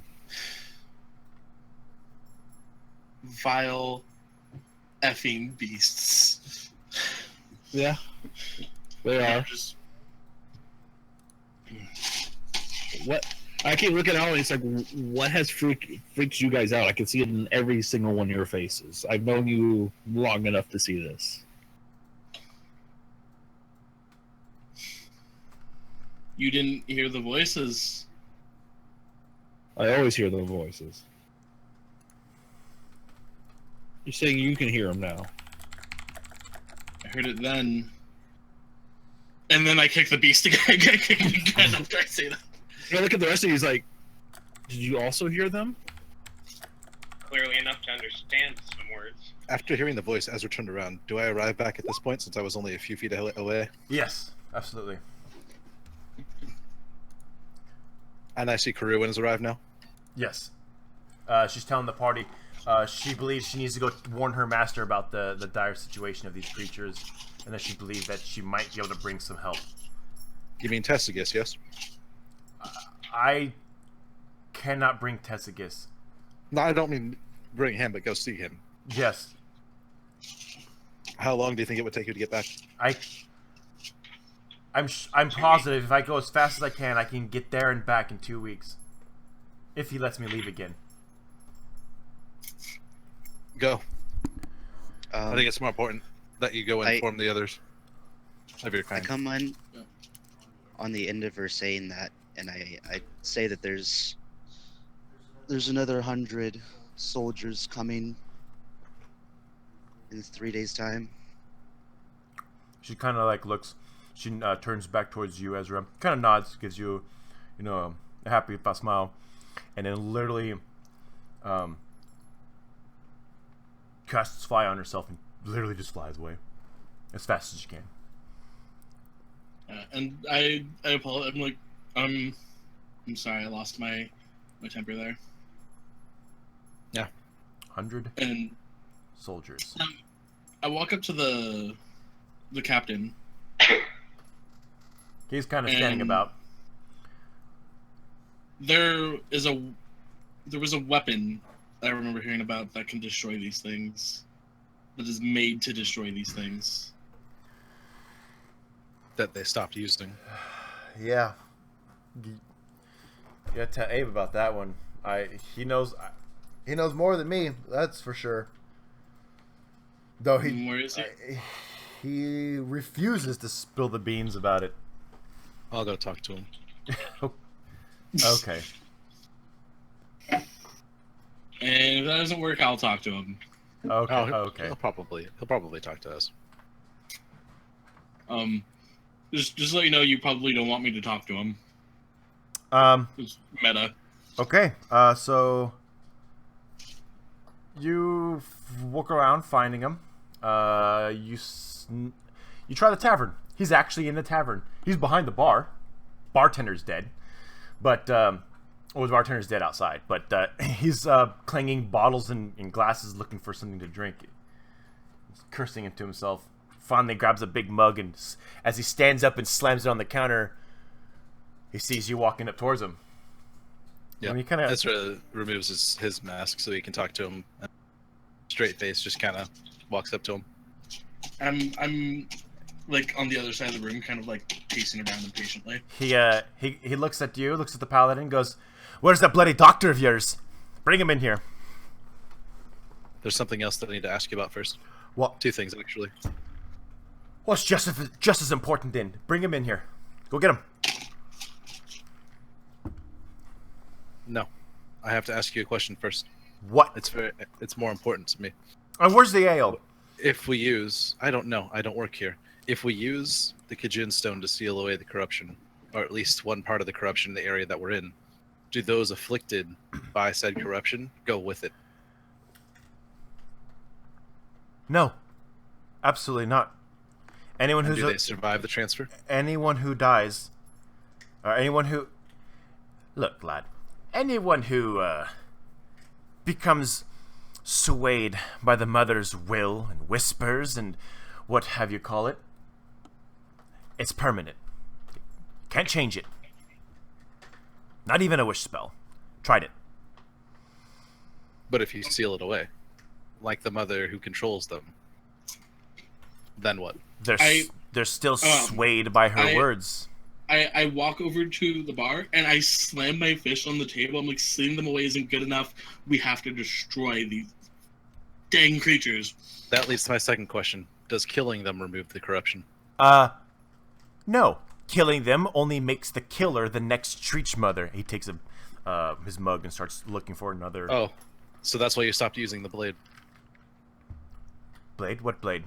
Or weapon, whatever it was called. The thing that the keepers used to kill them. Before you started taking on the corruption to yourselves. Oh, that thing. Yeah. No, we I stopped assume using you it because it's just as dangerous. You But can if see him you- as but he's if you looking for use- ale, like his hands shaking, like you can't tell if it's adrenaline or it's anger or it's nervousness or if it's Can the I fact roll that sense motive? he just doesn't have Or ale in his hand. shame. There's a sense motive to try to determine or narrow down what I'm picking up from his shaking. A little bit of a more negative emotion. So why'd you stop using it? It made you immune to becoming the Shreech Mother if you used it to kill her, yes. Absolutely. But it's permanently attached to you. Latches onto the back of your neck, crawling down your spine, tentacles dangling from your back. Is that what you want? Walk around with a hardened carapace on your shoulders and 2 massive tentacles with spikes spikes at the end of them. If it means killing the corruption, I doubt my paladin friend would have any reason. And not your do that. paladin friend would then have a following of little critters, his own little swarm of creatures to do his bidding. But if she were to command those creatures, her being inherently good as a paladin, there would be nothing wrong with that. He smiles at you, finally finding a drink behind the empty barrels, pulling out a glass of elven wine, pouring it all in his cup, tossing the glass aside, and he says, "Sure, I've seen it happen. Definitely. But, I mean, time becomes your enemy. Look at me. I'm insane. I've lost. Wasn't this grouchy, I'm pretty sure." If it became too much for her, and I look over to the paladin, I don't think you'd have a problem with somebody helping you out with that. As in removing it from you. Not or now. you from you. But she will have a problem. And he looks directly at her and goes, "Won't you? Oh, you'll have a problem." Then I Just circle as back bad to as my the initial. Shriek. Then I circle back to my initial question. If we use that weapon to kill the Shreech Mother, what happens to the corrupted? The corrupted stay corrupted. You're not listening to me, lad. You can't cure them. You can't rescue them. But can they learn to control it? If the Shreech Mother is dead. With a slack jaw expression, he just stares at you, like motionless. Have you not been paying attention? I'm asking because you are in control of your corruption. It's because I Therefore, there would be grounds. haven't been swayed. I was one of the lucky few who was given the gift to be able to control it. Those who have been swayed and entered their metamorphosis are no longer capable of that. They've become thralls, minions, slaves permanently. Captain Sindis is very just in his words. He feels the same way you do. Find a way to purify the corruption so that you can free the minds of those who've been enslaved. Especially if they're close to you. I understand. Close to you. It's very likely that they took Jushar and Alejandro. He shakes his hand some more as he takes a big swig of this elven wine, and he says, "Isn't she aware, Bat?" Yes. Yes, and that's why I need her back, because if I don't have her to help me, I will be too, and I will no longer be able to control it. He's standing in a city of a couple of paladins and clerics. I'm pretty sure they can handle that for you. Listen, she's, as far as I know, they're immune to the standard corruption. But what's the catch? If they're immune to standard corruption, if a Shreech Mother were to get a hold of them, Wait, What who's about immune to the standard corruption? advanced corruption? If Hold on. Who's immune to the standard corruption? whereabouts? she was kept alive and taken to the Shreech Mother, then her presence would surely overwhelm any resistance to the corruption. I've heard of it happening to paladins, dragons.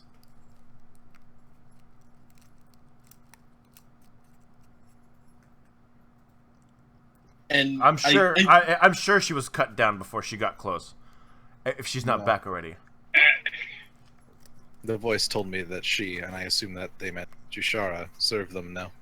There's a lot of she's, and There's only one that's important to me. the Shreech like to manipulate with their, their voices and their whispers. Just don't listen to them. They're trying to fake. Then where are they? Where's who? Jushar and Alejandro. If you're saying that they're lying, then they would be here, and if they aren't here, then they're somewhere there, and they wouldn't just capture them. Are they? They would either be dead or controlled. You sent Alejandro out there? And Jushara. They were the only ones capable of flight. They were just supposed to look over the ground above. None of the shrieks that I've seen can fly, so I'm confused as to how they were grabbed, but... Alejandro can. Yes, but Jushara would easily have no problem dispatching him because he can't even fight with his wings. Well, I'm saying if Alejandro has wings, then safe to say other Shreech might. He's not a full Shreech, he's just somebody who happened to take on a corruption. Other Shreech. Out of all of the ones that attacked the city, Paul, did any of them have wings that were capable of flying? That's not what I mean. Right, but if they sent that many, at least one of them would have to have had it, right? Well, I mean, if the civilians got corrupted just like he did, then they had the same chance of rolling wings like he did. Right, but they also sent 200 or so of them here. And if none of them had wings, then it's unlikely that any of them do. Because it would have been smarter to attack from the air. I mean, we are in a forest. Like, the flight isn't exactly the best way to attack a wooded area. You could fly through the tree line, and that would actually give you more cover. I mean, it depends on your maneuverability. The answer is no. None of the ones that attacked the city had wings. Either way, we're detracting from the point. If she was to be controlled, you're telling me, Abe, that there is no way to remove the corruption or to make it so that she's no longer controlled. I need a definitive answer from you. The answer is yes. If she's controlled, she's controlled. She's lost. What about that man you told me about that lives on the edge of the world? He can purify creeping corruption, the one that hasn't turned you yet. As long as you haven't given in to the Shreech Mother, that would work. Once you give in, you go through a metamorphosis, takes seconds. And you're permanently one of them. Right, but you make it sound like it's a choice. Isn't it? You have to choose to give it that, then they wouldn't have any control over anyone. What's the difference of choosing willingly and then choosing unwillingly? One isn't a choice. One's forced upon you. What do you mean?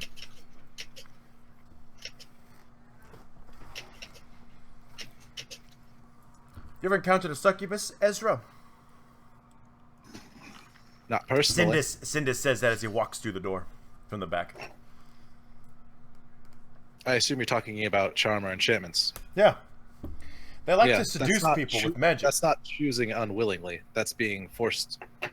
There's no such thing as unwillingly choosing, because choosing implies that you're willing. Someone's charmed. That's a mental control. They seemingly, under their own perspective, believe that they're making the choice. No, they don't. Charm is just that. It's mind control. They have no clue what they're doing. You're essentially justifying what happens to people who get drunk at a bar and get raped. Like, what do you mean? It's the same logic. No, the logic is succubus charms a person. That person now thinks positively about the person who charmed them. This has nothing to do with intoxication. When the person, yeah, it pretty much is. No, it is not. And Chris, you're not part of this conversation. He says, while you're under that effect, all the decisions you make, you believe you're making them under your own will. But you're not. You're not. You're being charmed and manipulated. But Therefore, you're not choosing. You believe you're making the right choice. That's a choice that you're making. You're making a choice. You think you're making a choice, but you aren't actually. As you just said, you're being controlled. So, Anyway. Paul, at this point, I'm gonna go outside. I'm gonna take my longsword, stick it in the ground, and I'm gonna start praying to my goddess, looking for guidance. Okay. I'm gonna start taking a nap. Okay. Keep watch. If there's no way to remove the corruption name, then it's no wonder that your order is a failure. There's barely any of you left. No wonder you hide behind desk, trying to drink the pain away, rather than fight. Sitting here complaining that the map that you ordered hasn't arrived yet. Meanwhile, you could be trying to plan something in order to help us, in order to fight. But you just sit there in your tent, smoke in your hand, doing nothing. He grunts at you, takes another swig of his wine, realizes he You're doesn't fit. have any left. You're a failure, and I'm gonna leave. I hurt myself today to see if I still feel the focus. I'm gonna go to sleep in the house I have. That's now empty because my friends are gone. That's real. Or actually, You go to sleep? Wait, hold on. Does Ezra go to sleep? Yeah, This is I'm the going to moment. go try to sleep. This is the moment I've been waiting for all my fucking life. Holy shit. Here we Oh are. shit! Scripted event. Bring it. Scripted Ezra sleeping event. The needle fell. I think this is just. I think Ezra sleeping is just proof. It's just proof that that everybody everyone, sleeps. everybody sleeps. Yeah. Yes. Yeah. Tried Everybody. to kill it It all. applies to everybody. I remember All right. everything. So, you pray to your goddess. Then you feel good about yourself. The drunken dwarf goes and finds Dr. Zier. I'm like my back. I'm like on the ground, my back against the wall, kind of just dozing off in front of. I was keeping an eye on Vin. He grabs and then your I just passed out. he grabs your chin and tries to stand you up. It says, "Listen here, you piece of shit," and he slaps you across the face. And he says, he says, Oh. if these idiots decide they want to go into the city, you better not go. I have to go. You better not. You think they're gonna survive without me? I think they would survive without you. And he smiles, and he just walks away. And I want a sense mode of that right there. I want a sense mode of that. Please be shit. Oh god. You're not sure. You think he's drunk as hell. Okay. As he walks by the prayer finishing Vin, he says down to you. He says, "You better keep your bloody eyes on him, because he'll stab you right in the back." And like he runs his thumb across his throat and goes to his tent, stumbling, drunken. My hand's still like on my cheek, like, ow. 1,000-year-old bastard. All right. 1,000 years to perfect that slap. Think about it. I know, it's really good. Stings like a bee. I could feel like the creases in like the skin of his hands. Like, ah. That slap is so perfect. You could like put gel that hardens and then like use his fingerprints. Yeah, pretty much. All right, Ezra. Mm-hmm. This is my scripted event for you. In your sleep, something happens. Uh-oh. You realize this isn't real. You are in a dreamscape, surrounded by black and purple slime. It crawls onto everything, spewing, bubbling, growing mass. It quickly creates spires reaching into the sky, roosting many hidden, black-skinned, winged creatures. You hear a familiar scream. It's Jashara. Quickly, without a second thought, you race towards the voice. She's calling for you, pleading for your help. You turn a corner, and you're inside some sort of street grove. Jashara's in the middle, kneeling and staring up into the darkness. You look up, to see what she's so captivated by, only to see a set of 4 glowing purple eyes into the darkness. You try to get to Jashar, but you can't move. She stands up in her werebat form, but only she is not a werebat. She's become twisted by the corruption. The dark purple light gleams off her black and oily skin. As she gets close, she grasps you by her winged claws and puts her snout only inches from your face. Her voice is the same, unaltered. She wants you, Ezra. She wants us all. She loves us. Embrace her love, and the fighting will end. Embrace us. And you can feel the slick, oily corruption crawling up your legs and your arms from where she grasps you. And 1,000 unintelligible voices begins to fill your mind. You wake up in a cold sweat. If the cold never bothered you, it sure as hell does now. At least, for the moment.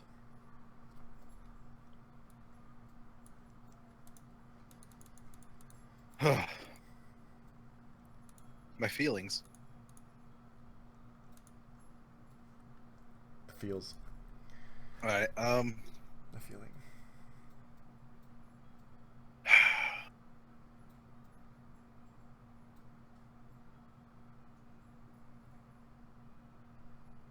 was I able to get a decent amount, like, was I able to recover my 2 hours of sleep, or did that happen in the middle? That happened at the end. At the end? Okay.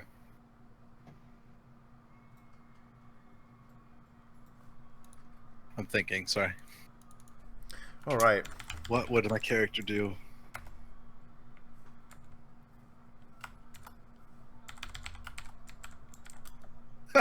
Ben. Sent me a picture. Uh-oh. Alright, I'm gonna get up and look outside. It's about noon. I'm gonna see what's going on out there, because I imagine it's been about 2 hours, so. Okay. Yeah, people are cleaning up the mess that happened in the morning. There seems to be a pile of corpses off outside of town. It looks like they're preparing to maybe even try to do some sort of burial. Do I see any of the party around? Or have they all gone to take their rest? You see the party around doing their own thing. I'm helping with like the bodies and stuff, getting ready to go for like if we're gonna burn them, we'll burn them. But Sindis does approach you as you come out of your room. He says, "Hey, I don't mean to be so pressing, but if I'm right, there's 3 days until full moon." So normally, Ezra's quick to talk and have a response to everything. Usually has that smirk / wink and or finger gun motif that he does. No, not the finger guns. He currently just kind of stands there, doesn't even look at Sindis. He says, "Okay, just reminding you," and he kind of like hesitantly pats you on the back of the shoulder and walks away. Ezra puts his hand on Sindis' shoulder and asks him a question. Okay, he turns around and waits for his question. Do you have any items that increase someone's capability to move through shadows? Move through shadows?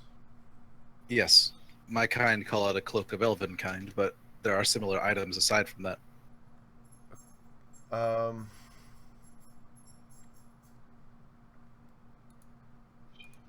I don't know. I'll have to take a look. Alright, and I'm gonna go check. While you do that, I'm gonna go check the armory stores. He that kind the of citizen he like kind of scowls his eyes a little bit, and he says, "What do you mean? Why? What are you up to?" If you can find the item, I'll tell you. If not, well, I guess you'll just have to go on wondering. And then I'm gonna go look at all the armory stores that the citizens went to open. There's just weapon caches kind of laying around that had belonged to the order. It's I want to just see if I can detect magic on any of them to see anything useful. I'd say about 99% of it's mundane. Long swords, shields, But that 1%. suits of armor. I will search as long as I need you to find that 1% item.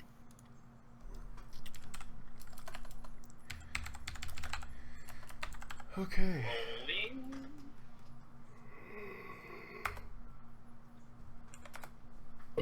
Oh, well, 80. 53.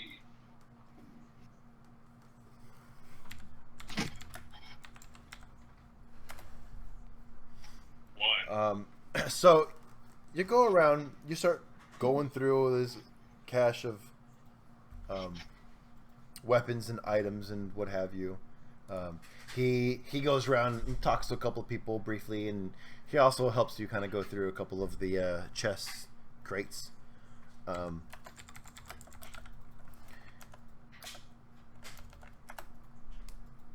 And he reaches in and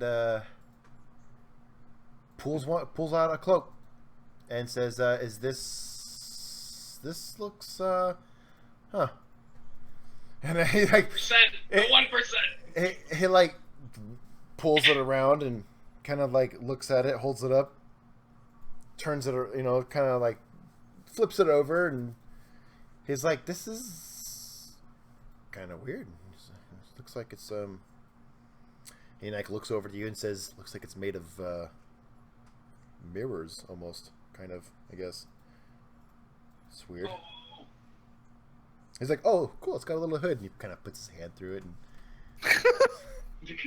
what is it? I don't have the capability to spellcraft it. What does it do? It's He's putting it. So yeah, he kind of puts it on and over his armor and throws up the hood, and you can see the reflectiveness of the cloak kind of magically enchanted. It seems to bend the although slightly, the reflections around him, so he has this little bit of if he was trying to hide, you probably wouldn't be able to see him kind of effect. Wonderful. He's like, "This is kind of neat," and he like tugs it back over his shoulder and stands up straight with the hood. And he's like, "How does it look?" Good enough for me to take from you. And he says, "What do you need it for? What you doing?" He found it for you. I'm using it in order to stealth. That's what I need it for. Sneaky. Well, I don't need to hide. That's what I do. Whatever. He kind of takes off and like just lazily tosses it at you. I'm gonna put it on and equip it. Stealth. All right. Oh yeah, here, there's a map. Wow. By the way, I made a map. With names now. I made a map and names, and you guys are over here. Aw. Right on the W. Right on the W. And then, hey, Sindus, Oh, shoot, my dude. do you happen to own or have found from the mayor's stores any books that give any more information on werebats? I'm certain they had at least a few, considering how big the issue was in Westwinter.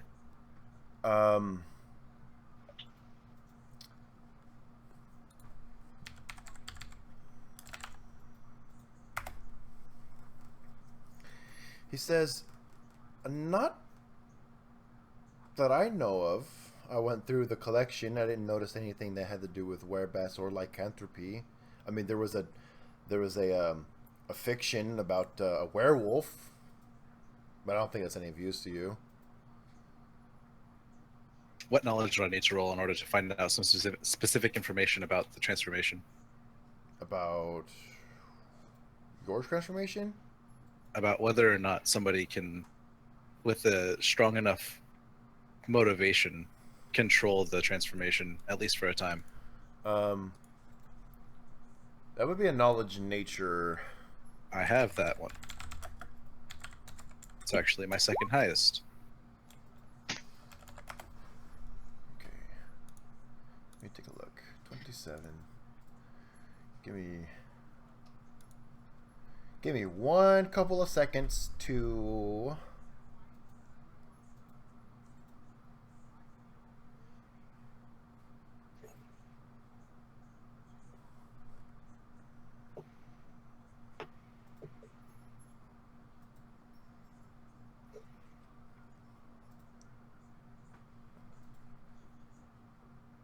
So, you know that in any form of lycanthropy, uh, generally the first transformation is the most dangerous. It's the most feral. The person is the people that have been studied have shown signs of completely forgetting who they are and going completely feral when they transform.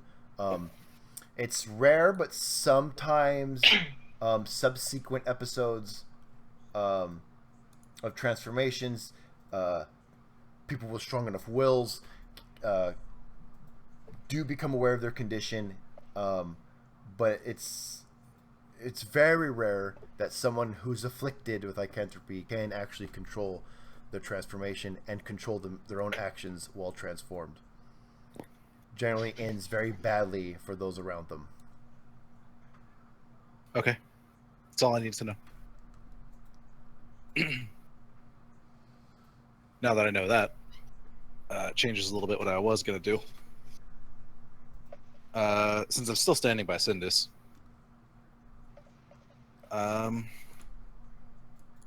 Ezra's going to look up at him and say, I don't really know how to say or what to say, but I'm not very good at parting words. Kind of raises his But eyebrows. But I'm leaving. Where are you going? But your parting gesture. No.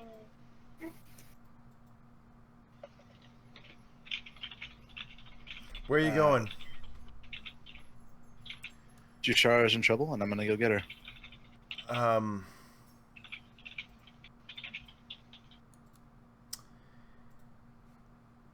I don't think that's a good idea. Your words aren't gonna stop me, and if you try to stop me, I'll fight you, and you don't want to hurt me. Ben, shut up. I'm on it. He says, Look, I really respect you, and I definitely need your help in dealing with the situation. I will apprehend you if you try to do something foolish like that. I'll be back. I don't think you will. I do want to know something before I go, though. All of this time, I've been hounding you over and over, convinced that you are of draconic descendants or heritage. Uh-huh. I want to know why your name is draconic.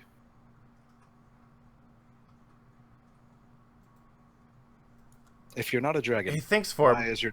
He considers it for a moment. He says, I suppose the story goes... I'll tell you when you get back. He says, when I was an infant, I believed to be left abandoned in cold rain. A dragon found me and raised me ever since. He gave me my name, and I grew up in his care.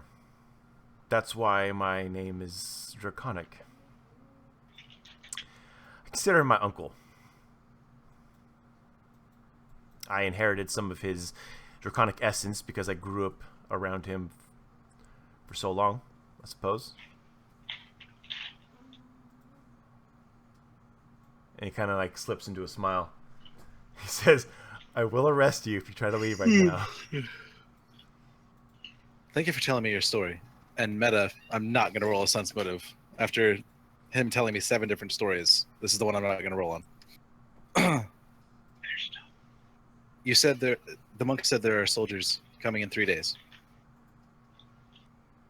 Yes, I have some old friends. Are they proficient? Well, they're... Let's just say that they see things eye to eye with me. They have a mutual friend. Then on the day they get here, head into the city. That would be foolish.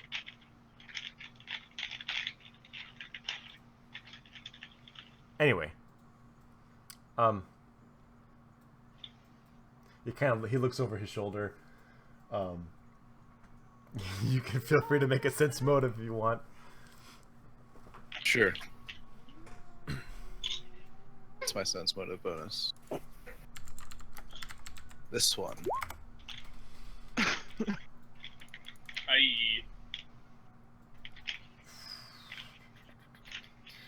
Oh my god, the DC is so high. So if he just looks over my shoulder and I don't notice anything, then I'll just say something else. Okay, yeah, you don't notice anything. Okay. But that's not the DC I was talking about. Oh, okay. Well, I'll be returning to my cabin now. Oh, okay. And then he looks over his shoulder again. And I need you to make a will save. I didn't roll a bluff for that statement either, by the way. No. Is it an enchantment effect? It is. Or it is? Yeah. Sweet. Then here's my save.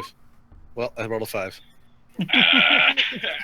Now, mind you, against non-enchantments, my will save is 2, guys. Jesus. You start walking, but you stop moving. What's this? Hold person mass. Is that what he tells me? Because Ezra's like, "What's this?"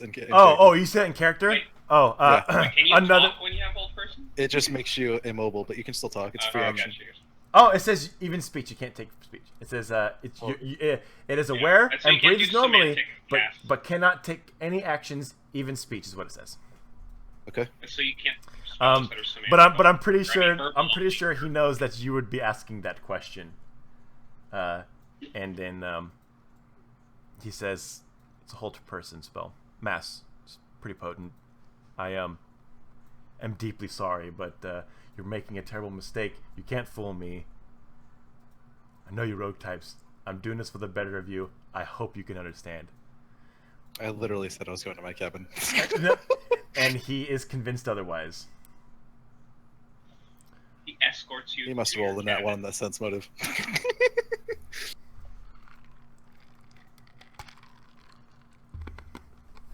Okay. So then what happens while I'm there?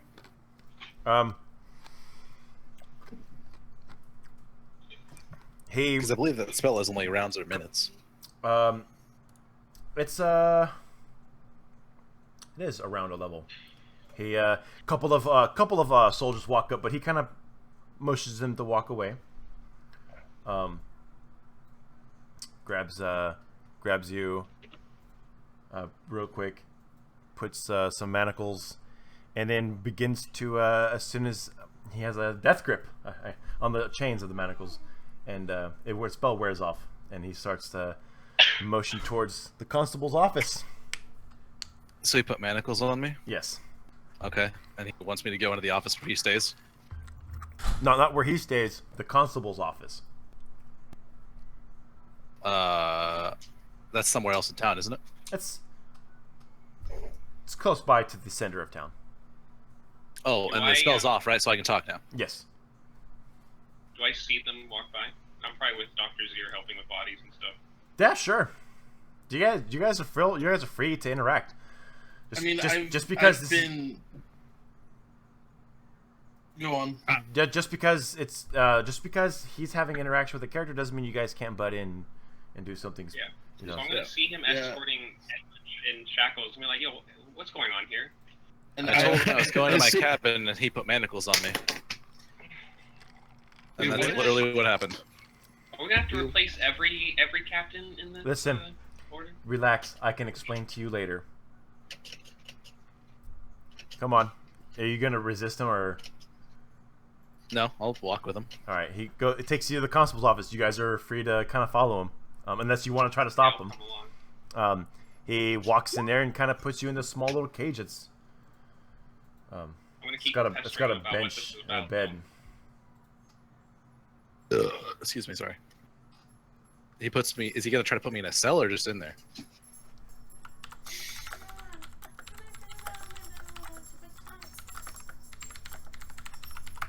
Like we walk into the office. Yeah, he puts you in a cell.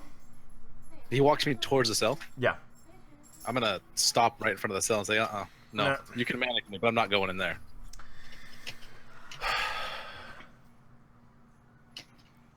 I know what you're up to, he says. And I'm trying to save your ass. I was headed back to my cabin to Because get some more sleep.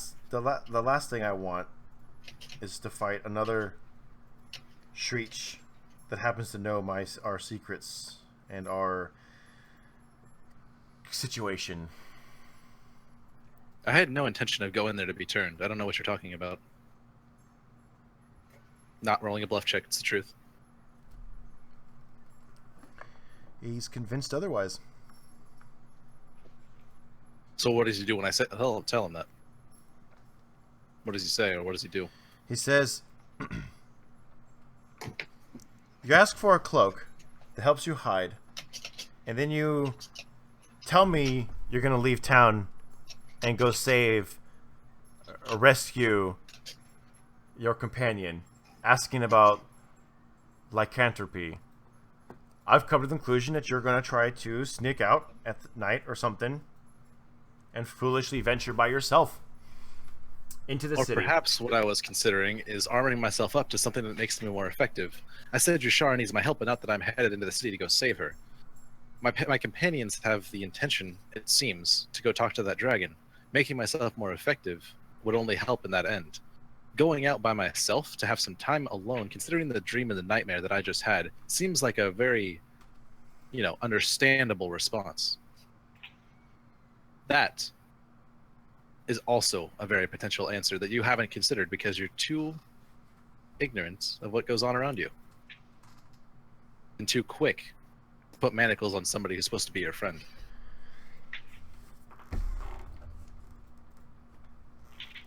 I'm just trying to prevent you from doing something dumb. So, you want to go throw your life away? Fine, by all means. And he kind of throws you, or kind of doesn't throw you, but pushes you into your other companions who are also staying in the room. Cool. So once I'm not in his grasp, that's to undo the manacles. Okay. Could have done it any time, but chose to do now that he's let me go.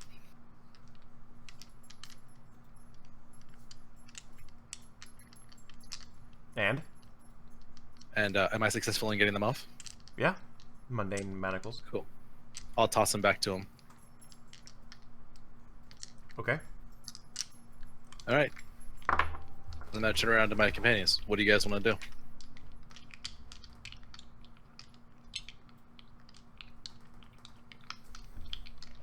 Rock back and forth and say, make pretty whoosh.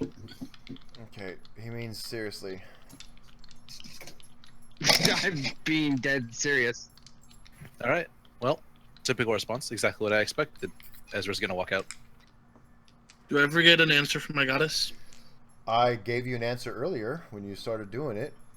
Before, no, you didn't. Yeah, before I went into his dreamscape notes, I kind of went over everybody. I said, you pray for a bit, and you...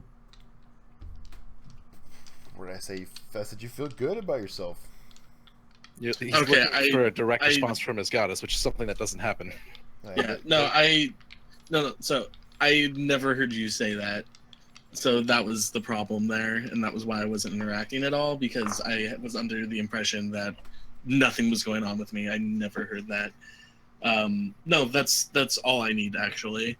I feel good about myself. That means, at least in my mind, that the correct course of action is to try to destroy the mothers, and to save my comrades.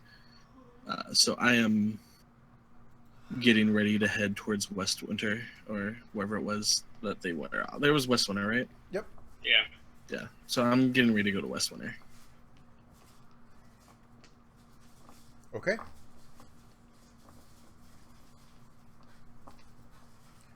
And I'm gonna head back to my cabin like I told him I was going to. I'm still dealing with bodies, but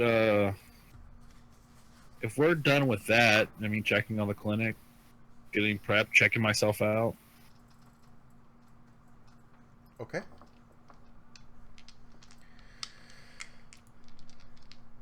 You guys are here, actually.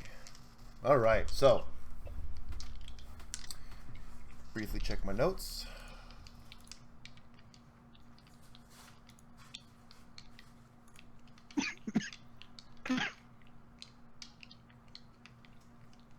You guys are outside, doing your thing. You're checking your clinic, and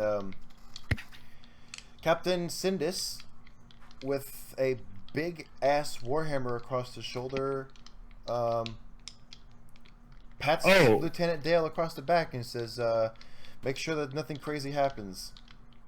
This happens about 15 minutes after you guys' previous encounter with them. Okay. There's one thing that happened, Paul, right before we went to break. Zier picked up the hammer, the warhammer, the holy relic. I apologize. I didn't hear that, and they wouldn't have let you. Okay. Unless you explicitly agreed to take it to the dragon. And then immediately hit it out. So that was the stipulation for that encounter. Well, I didn't say like keeping it. Like it wasn't like, oh, I keep it up and I keep it. No, it was like I pick it up to like examine it. Like, trying to see what so was. I was trying to like basically identify it. So, as you guys are outside doing your thing, he comes out of the tavern with this warhammer across his shoulder. Lieutenant Dale's kind of following him, but stays kind of like on the steps. Captain Sindis turns around and tells him, he says, "Make sure you follow those instructions to the T. I don't want anything happening. Double guards." He says, "And if I don't come back, which is unlikely, 3 days." And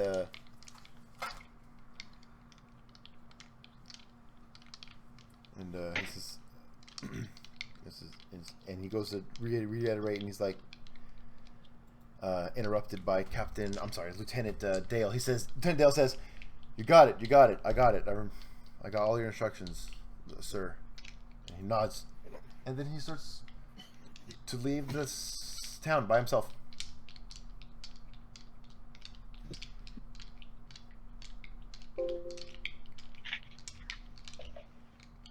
I'm in my cabin, so I don't even know he's leaving. Wait, is this Dale? No, it's Captain Sindis. Yeah, Sindis told Dale to watch the town he's leaving. I wished him luck as he left.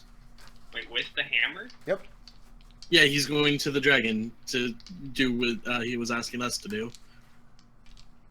Wait, I thought we were going to do that. Yeah, I thought we were too. Nope. You guys had a stubborn party. You guys didn't want to do it. What? I wanted to go talk to a dragon. So I don't know if we ever firmly made a decision. My character, he wanted he wanted a decision right then. You guys didn't give it to him. Yeah, and I also said, "What do you guys want to do?" And nobody said anything, so he was just left to do We were it having a discussion about it on the break.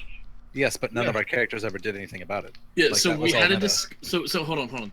We had a discussion about it on the break, but we never came to a conclusion. Well, the conclusion was we were going to try to find Julshara and Alejandro to the best of our ability, and then my idea was that we're going to try and retrieve or trade for the hammer. But now, knowing the information we know, I would have agreed and just went straight to the dragon. Right. Yeah, but so what did your characters that. do during the RP? Not that. Exactly, and honestly, Well, it didn't come up again. Yeah, Like, it Yeah, just went to we the kind of next just had day. 15 minutes of Tyler RP, so. Yeah. Yeah. My character also thinks that it's prudent to go to the dragon, but thinks that it's right to go to Westwinter, save the friends, and fight the mother. I would rather have a plan B, like, set aside than us realizing, oh, we need a plan B, and then go get it. Well, Yeah. Like, there's no way Lawrence is going into Westwinter without that stone. I wasn't in the room during that conversation, so I But Paul didn't literally hear it. told you guys that you could go in at any time and put your input in. That was something he said out loud. yeah, like the only reason why I wasn't there is because I didn't hear him tell me that I was feeling good when I was praying to my goddess for guidance. But So, what was the response after he showed us the hammer? Like, we never RP'd what happened at that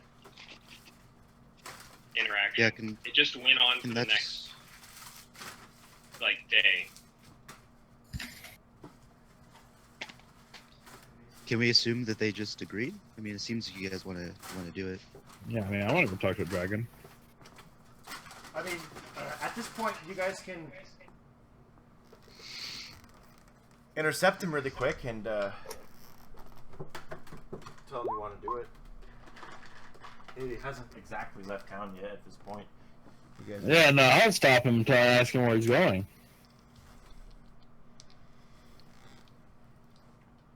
You stop him and you ask him what he's doing. You kind of Yeah, it's like, where are you going? you jog on over there and you're like, oh, Captain Sindis, hey, what are you doing? He stops, turns around, and he's got the hammer or the warhammer of Torag over his shoulder. Says, well, I was gonna go barter with the dragon. Why? He's like, I was waiting for an answer from you guys. Oh, well, we were kind of talking about it, and I mean, I want to go. Oh, what about everyone else? Do they? That's where we need to kind of go collect I'm everyone right and behind get. Xvier and I nod. I was like, well, we need to kind of get a, show of hands. Who wants to go? I'm all for it. I mean, I just killed a Minotaur, killed a couple hunters, and let's add a dragon to the list. Oh, sure. Actually, Yeah, he already knows. He already knows my character's not going. he says, well, good. Actually, makes me feel a little bit better about you guys.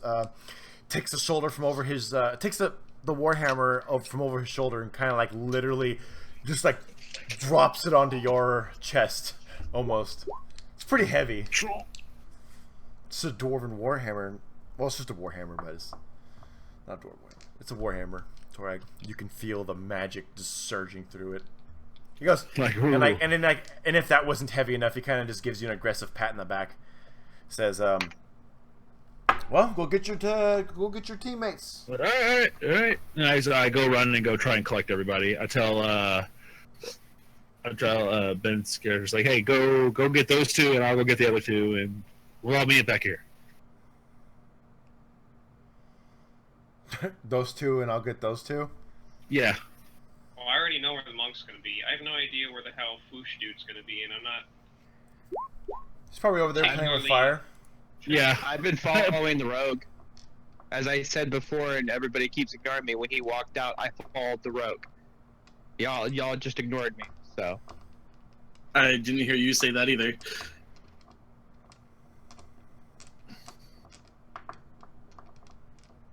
My character is literally kind of attached himself to the rogue because he finds the rogue amusing. You have a shadow, Ezra. The shadow is a blue man with a with a very pyrotechnic or pyromaniac tendency. Yeah. Just, hey, I'm not saying you on fire, so be happy. Do it, I dare you. Do it, I dare you. All right, I would probably go get Ezra and Mr. Whoosh. All right. So you go find Ezra. The paladin's with them. Mr. Whoosh is also there. Yes. Yeah, we're getting the group together, and we're going to actually make a decision on whether or not we go talk to this dragon, kill the dragon, or do something. Thought you'd want to be part of that decision. Sure. What are you thinking so far? I mean, personally, I like to have a plan B set. Going in there with a maybe plan B is not going to deal with these things, especially. I would just feel more comfortable personally if we had a plan B of sealing this thing away or it helping us somewhat.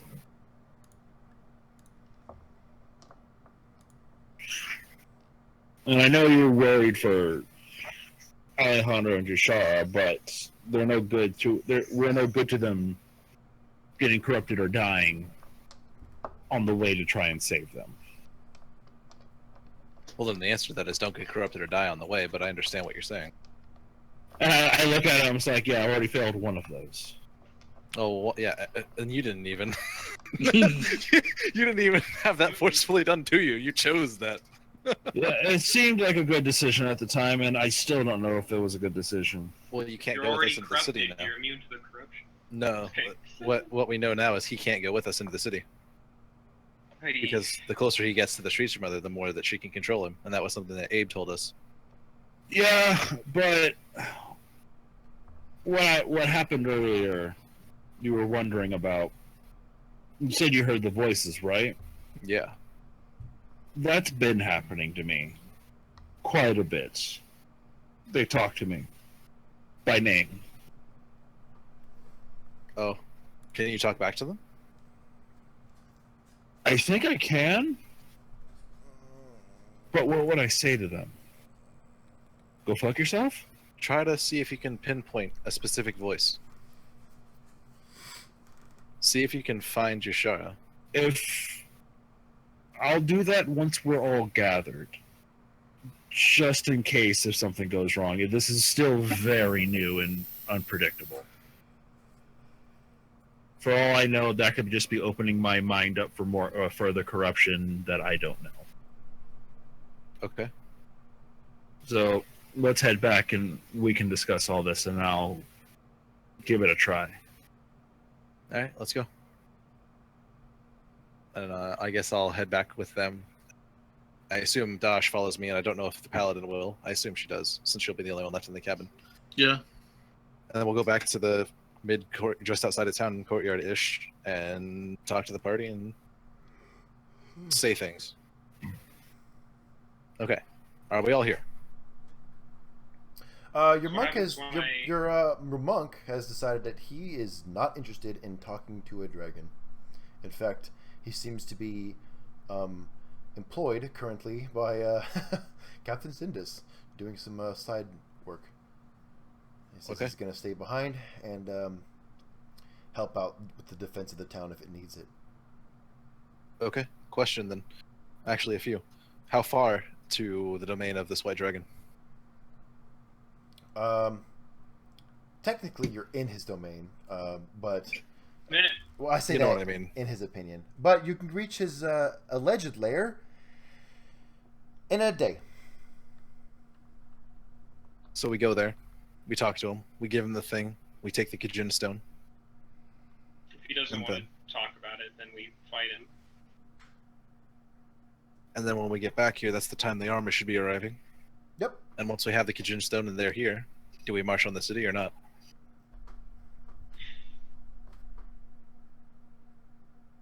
I'm not sure if Sindus would let us do that. But I maybe mean, if I'd we have march on the stone. city if we could. Oh, you want to ask? You want to ask Sindus what he thinks about that? I literally just asked him that. Oh, he wasn't there.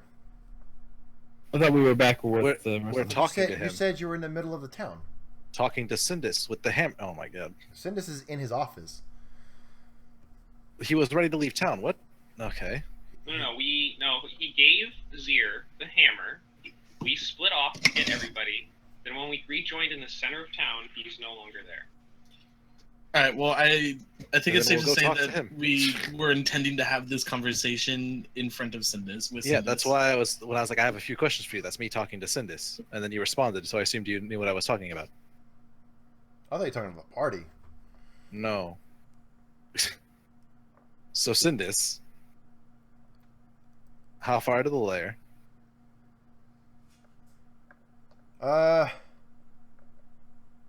He scratches his head. He's like, I don't know. Moves some papers around on his desk, takes a look around, moves a couple of books, if you will. Let me get this straight. You were about to march out of town without even knowing how far away you need to go. It was that direction. Oh yeah, well, probably taking me about a day, maybe a day and a half. So a day if we march fast. Get Sure. into his cave. Yeah. Give him the hammer. He gives us the Okay. Kijin stone. If everything We goes come according to back. plan. By the time we get back, the armies will be here, and then we march on the city. Yes. Yes. We take it by force. So 3 days from today, we are going into the city if we have the Kijin stone. Yes. Though, So need I remind you of your lycanthropy? I'll be back before then. It'll only be a day there, half a day to talk to him at most, a day back, and then I'll be able to cure myself. But do we have that kind of time if we're trying to rescue some people? 3 days mean- is a long time. It is, but if they're already corrupted or under their influence, it wouldn't matter. But if they're not already corrupted, then it makes a big difference. My dream begs to differ, and Alejandro already was. It's the same with Zir. The closer he gets, the more under her control he is. Alejandro is likely the one who attempted to help capture Chishara once he got too close to the city. I think I'll be fine. I resisted him this much. Duff, make a T20. Jeez. 4. I resisted. Oh, it this jeez. much. Oh, God. jeez. It whispers for now. No, the whisper this time says, "You are ours." Okay. Stuff, not you. Oh. I thought you said Dosh, sorry. Okay. There you go. Oh, there You goes get again. the, you get the sneak. You get the sneaky suspicion that. But I mean, you're like. The thought crosses your mind, like it's not. I mean, it can't be that bad, right? I mean. Yeah. And then then you shake it off, like you're like, hold on a minute, something suspicious is happening here. Yeah, I think back. I'm in the middle of a conversation. Please, I have to put you on hold. And I continue the conversation. So you have another wince of pain, right? Yeah. And now that you told us what happened last time, I'm going to look at you and say, what did it say? And I'm gonna detect evil. No evil. Okay. It said that you are mine. You are So ours. right when you Or said, you are ours. right when you said that you think you'd be fine, you got a response, meaning they're either listening directly Yeah, to and I what you told say them. or our conversation. Get out.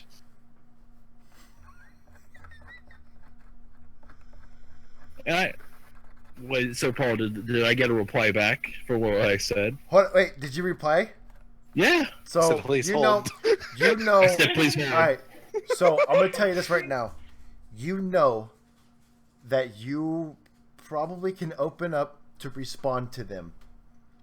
It'll take Are you? a split second of concentration, but is that what you want to do? So Paul, are you telling me I have the password to the Scratch, the Wi-Fi password? Yeah. Yeah. Do you? So you're gonna reply? On. Do you want to port forward though? I want to Doing so That- will lower that'll your open you up- McAfee that'll internet open you up security. to some things. All right. Be careful what ports you open. Yeah, no, I as we're talking and I'm already like sleep deprived a bit from the talking and all that. I tell them to shut up. Okay. I'm trying to talk. I need you to roll a 20-sided dice. Okay. Oh boy. Tell me the result of your roll. 2. Oh, well, he didn't immediately say, oh shit, I think you're fine. Well, I Normally haven't- he's like, oh. 2. Shit. So, since you decided you wanted to open up your mind to the street schmother, you take an additional corruption point, Okay, let me bring up my notes for that. and you now I think it's in my notes. No. There we go. He does more than wince and pain. So I have a total of 2 corruption points now. He says ah, and then I start scratching like the back of his shoulders, and then as quickly as it came, it fades. Duff, this goes on your character sheet. Oh shit. Okay. The second he starts scratching, I detect evil on him again. You see like an essence of evil, but it doesn't come from him. It just comes like in this misty cloud that just it's there and then it's not. It goes away. Is it there long enough for me to essentially for detect evil for paladin? Hold on, let me find it real fast. You just gave him 3 natural armor to the guy who has 29 HP. What? Okay. So you can expend a. You can call me the Iron Trash I'm Can. sorry. I'm sorry. Say it again, Joey. So you can expend a move action as a paladin when you're attacking evil to concentrate on it, to study it for as if you had been studying it for 3 rounds. And it only costs a move action. Am I able to do that? It's. Whew. It's What would be the answer? What would be the detrimental answer that you'd need studying this? What are you looking for? I'm just looking for anything I could actually learn from studying the corruption. Anything. Just because I see it and I want to know. I will let you spend your hero point so you can get as much information from this thing as you possibly can. This brief. Oh yeah, that's right. We have those. I had no idea we had hero points. What are hero Yeah, I'm points? saving mine. Fuck, dude. I don't even know what hero points So- are. That wasn't in the you- game description either. You have a hero point, and you can spend it to reroll anything. You can spend it to confirm a crit. You can spend it to do something of a description. Hello, Bob Dash 101, aka Eric. I think it's Eric. I'm pretty sure it's Eric. I could be crazy though. Anyway, you can say, hey, I want to do something crazy and like off the books. I want to try to do this really quick thing. Then you can spend a hero point, and then it's kind of like you're using it to get your heroic moment out of that interaction. I see. And you want to use this ability to study this brief surge of an evil aura. I will give you. Use it to cheat. I will death? give you some really good information if you would like to spend that hero point. Otherwise, you can save it for another time. That is your choice. You can also use it to cheat death according to this. One moment. Let me open up some notes. According to that, you can also spend it to find a story hook, but I'm not letting that happen because I saw one go to waste.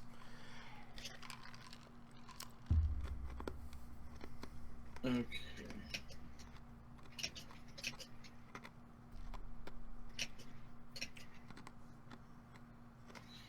Yeah, I'll spend the hero point for this. All right. As Hold on. Wait. Fucking the note thing is glitching out. what note thing? On the character sheet, it glitched out. Okay. What the hell? Let me reload my character sheet. Are you ready to listen though? Well, I want to take notes from what you're saying. So. Oh, okay. Yeah. But my character sheet's screwed up. So 1 second. You need to wrap up though.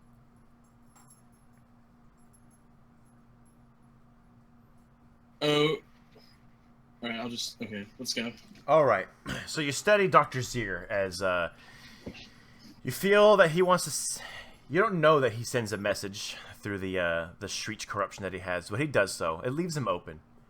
And in a brief flash of an instant where he takes a new corruption, a new mutation from the Shriek, he is surrounded by this misty aura of evil. It only lasts for a split second, but you have access to this paladin ability, and you do everything you can to get as much information as possible.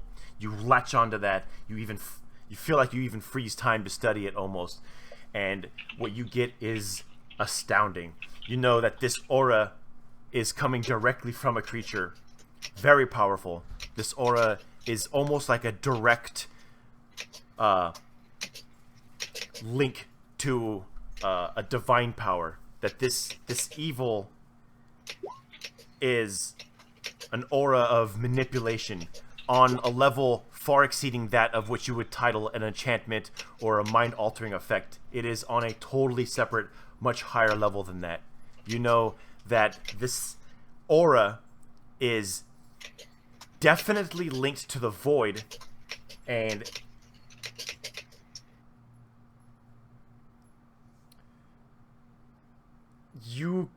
if you want to learn more about the Void, you can make a knowledge religion. I'll tell you more about that. But you know that this is very powerful, very dangerous. And in the brief flash that it happened, it was very potent and very strong enough to give Dr. Zier that mutation he just received and that corruption that he just inherited. You can only imagine the potency of this aura. The closer you are to the source, the closer you are to the Shriek Mother. You can only begin to speculate exactly how dangerous it is to oppose these creatures. You might even be getting a second thoughts on trying to fight this thing. You know this is on a very, very catastrophic level of corruption. And it was literally the blink of an eye. Alright. I'm definitely going to knowledge religion. And this knowledge religion actually is going to be also linked to your hero point. Oh, fantastic. Okay. Click. Ooh, 24. If you have any interest in doing this with the help of the party, I can also aid you in that religion to give you a bonus. This is the knowledge that he gets like in a split second. Okay. Knowledge I was just religion. offering. Knowledge religion. You see this evil aura. You see that it's linked to the void, and you get this almost epiphany that this aura is linked to something called the Void Mother. It's a deity. It's a god, a goddess that had made her touch upon the world millennia ago, and is quite possibly the source of the Shriek. That much you know. You know that this is the goddess of the void, and you know she's not nice. She's very, very evil.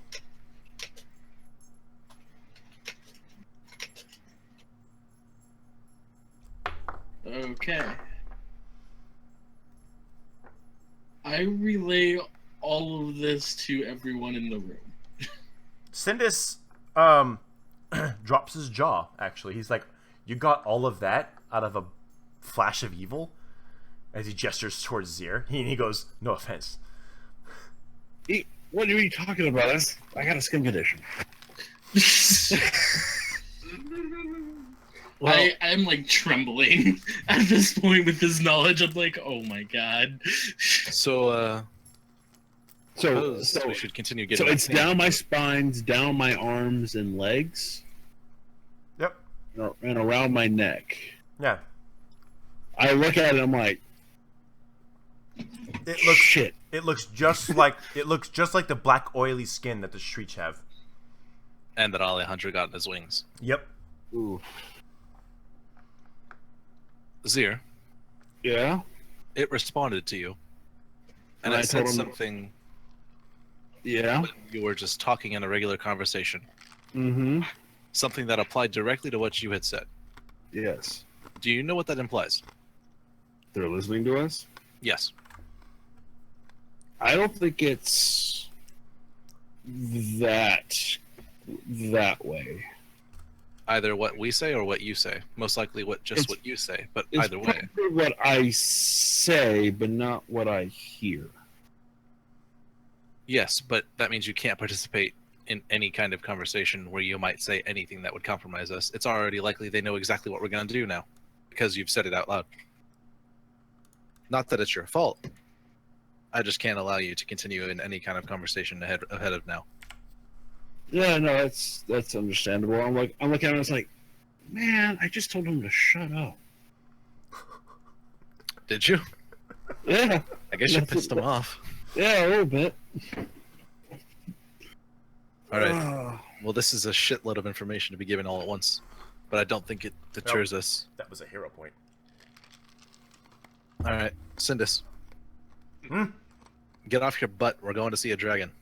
What? But you're going. Right? You were just about to leave by yourself, so you're coming with us. You were already ready to go. Let's go. Look, no, If you don't come, I might be liable to run away. Yes, Jesus Christ. Who knows? I could go do something foolish. Lieutenant Dale actually kind of gives you a wink, and he's like, "Don't worry, sir. I got it all taken care of. You gave me all the instructions I ever need."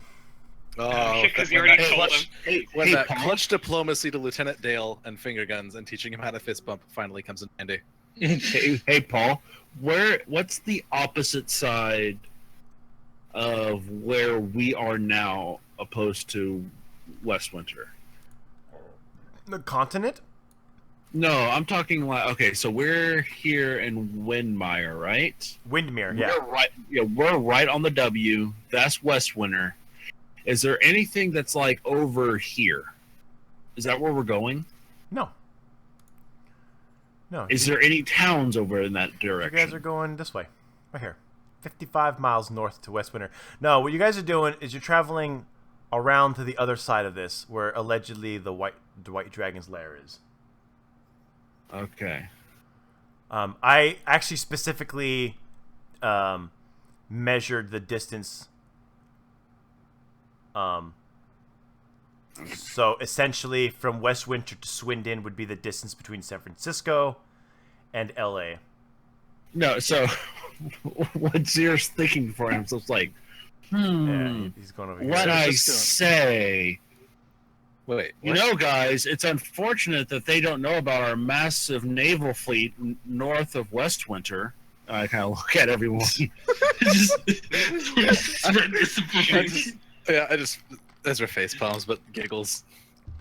He's like, and our giant air force of airships. Make a wisdom check. Jesus.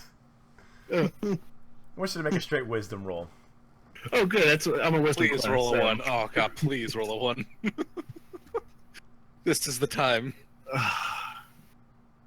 Should I burn a hero point for this? No. No. Okay. Oh wait.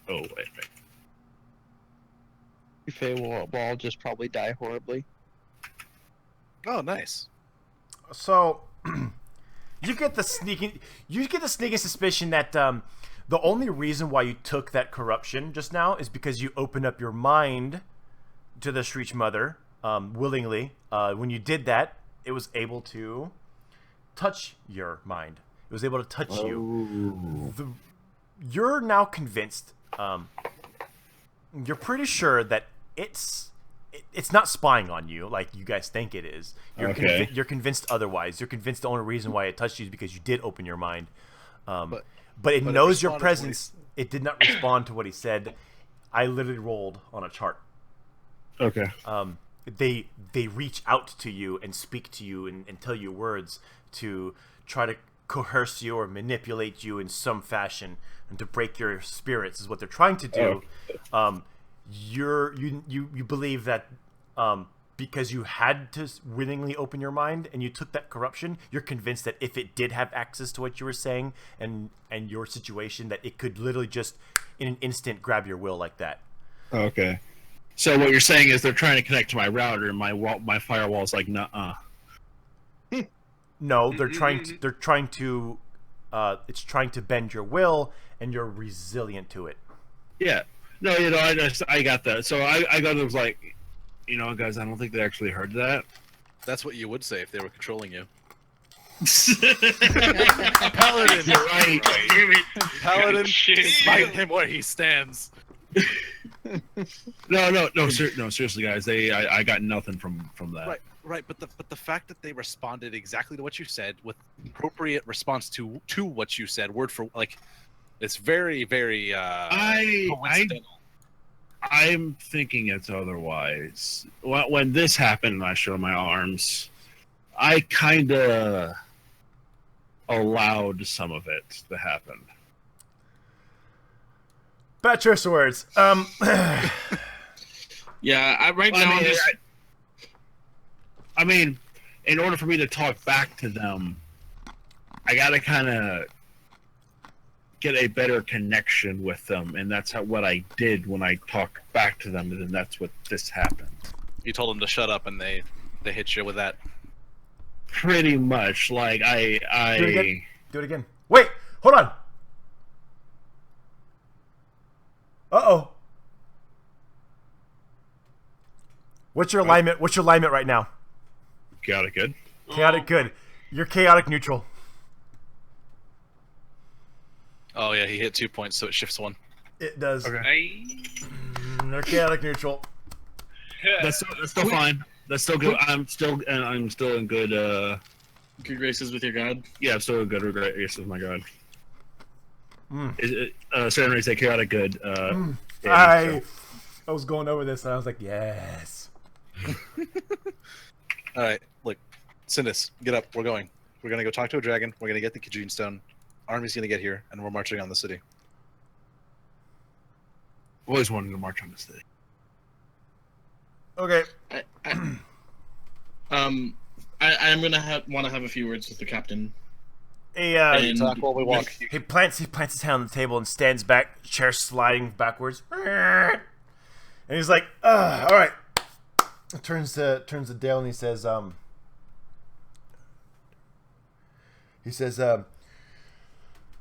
when Commander Iitera gets here, tell them what I said. Be very cautious about everything that happened. And he's, yes, sir. He goes to salute, and then of course he smacks his hand. He's like, don't you salute indoors. and he's come on, and he walks past you guys, leading the way. You keep I this town salute safe, him indoors and I leave. Keep this town safe, Dale. I'm gonna salute him by giving him a fist bump. And he fist bumps you. He's like, Yes. He's like, I like that one a lot better than the damn. I heard that. Well, there's two things that I want to do, but the things that I want to do, I want to talk to the lieutenant or the captain alone. I want to talk to the dwarf alone before we leave. But those aren't things that really require other people here if we're trying to wrap up. But those are things that I want to do. Short conversations wouldn't delay our time schedule. We are 25 minutes past due. Yeah, Okay. which is why I said that. Is if people want to start going, I wouldn't. If Paul's okay with it, I wouldn't mind just having that conversation as other people are just leaving because they have to go. Yeah, I gotta go to bed. Or do it, either do it now. I'm Next time we play. Either I'm one. still good. Most of my family's in Maryland right now, so I have extra time tonight. Okay. GTFO, Duff. I'm gonna take control of your character soon. It's fine. Oh my Oh, lord. it's jeez. Chaotic Oh, neutral. jeez. Oh god, I'm more good than he is now. Oh, what do we do about this? What do we do about this? I don't know how to handle this. Just for warning, when 11 comes, I'm logging off because Shayla is going to bed. Good, okay. Oh man, chaotic neutral. Now I get to All do right. whatever the hell I want. I Captain don't have to be good. Captain Sindus goes downstairs. He leaves the room, and Vin, you find the dwarf once again. He somehow has made it into the kitchen. You can hear the pots and pans and the stuff moving around, and suspicious that it's actually the dwarf. You kind of peek in, and sure enough, he's over there grouching and complaining to himself. I push him against the wall. Oh, excellent. He's so inebriated he doesn't get a CMD. So forceful. You spin him around, you shove him against the wall, and he's like, "Aye, what the bloody hell you think you're doing?" Warning to the audience: NSFW scene incoming. You colossal moron. You have any idea the source of the power that you're drawing upon? I vaguely know what you're talking about. Maybe the streets. Streets corruption, using it as a weapon, blah blah blah. You're gonna let me hear it one last time before you slit me throat? You're drawing upon the power of corruption from the goddess of the void, you idiot. Yeah, the goddess of the who now? The goddess of the void. No one's heard of the goddess of the void in a long time. Yes. What do you mean? She left her touch millennia ago, and you're drawing upon her power. Aye. Yeah. So,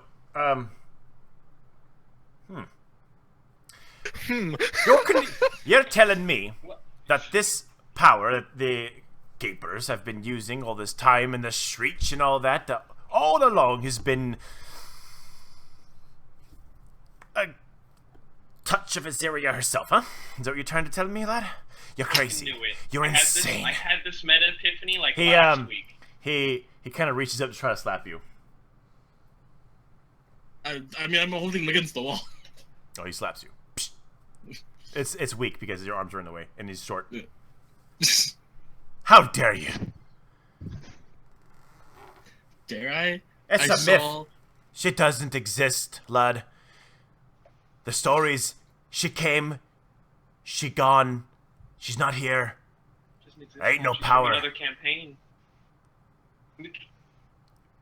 You're Ben. a damned Quiet. fool You're a if damn you fool. think this is just a myth. What are you bloody running on You about? Are Let me playing go. I'm trying to with the grab a most sandwich. evil power that I can think of, and I let him go. He composes himself and dusts off his shoulders where you're grabbing him. Obviously disgruntled. He pauses for a brief second and then grabs a pot and throws it at you. And he says, Wait, oh, Wait. look, wait, where is it? Alright, he's going to make an attack roll, actually. He's drunk. I was gonna say that's my reflex save to catch it. Oh, what the fuck? What the fuck? D20 equals 23? What the fuck? There we go. No! Failure! Okay, so he rolls a minus 19. God damn. Hey, it falls out of his hand as he tries to throw it at you. It just hits the It ground. like lands on his head. It lands on his own head. Yeah, no, he reaches back to grab it from behind him, and as he tries to go throw it forward, it smacks him in the back of the head and he drops it. He goes, ah! And he You goes, start seeing elephants on parade. he says, where the bloody hell you get off thinking you can just swing around and throw me against the wall and put blame on me? What about the hundreds of keepers that have risked everything to keep this a secret, locked away, and all this time, thousands of years, people were able to live their lives because they were able to keep them stowed away into the void. While Aziria finds her time to return to this world to bring her corruption back. There ain't no bloody Iitera. You're insane, lad. This is just a corruption spewing out of the darkness of the void. There ain't The no void. Who is goddess of the void. There's no such thing. And if there is, and if you're wrong, Well, if I'm wrong, then I'm wrong. What does it mean? What of it? Okay, there's a goddess of the void. There's a goddess of light. There's a goddess of the forge. You don't see Torag running around and correcting blacksmiths because they're not striking their mallets properly, do you? You don't see blacksmiths not striking their weapons properly doesn't threaten the entire world. Aye. And neither will the Shreech if you follow my instructions. You bloody dimwit. Dickhead. I walk out and I look for the captain. Okay. Captain's outside. He's talking to the party. Just as it were, smoking and joking. Except for the not smoking part. How many reinforcements did you say are coming? Oh.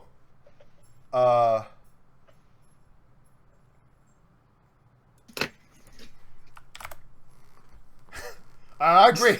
No, I completely agree. Like, that's not me. That's not me being a fool. That's the dwarf being an idiot. Like, Yeah.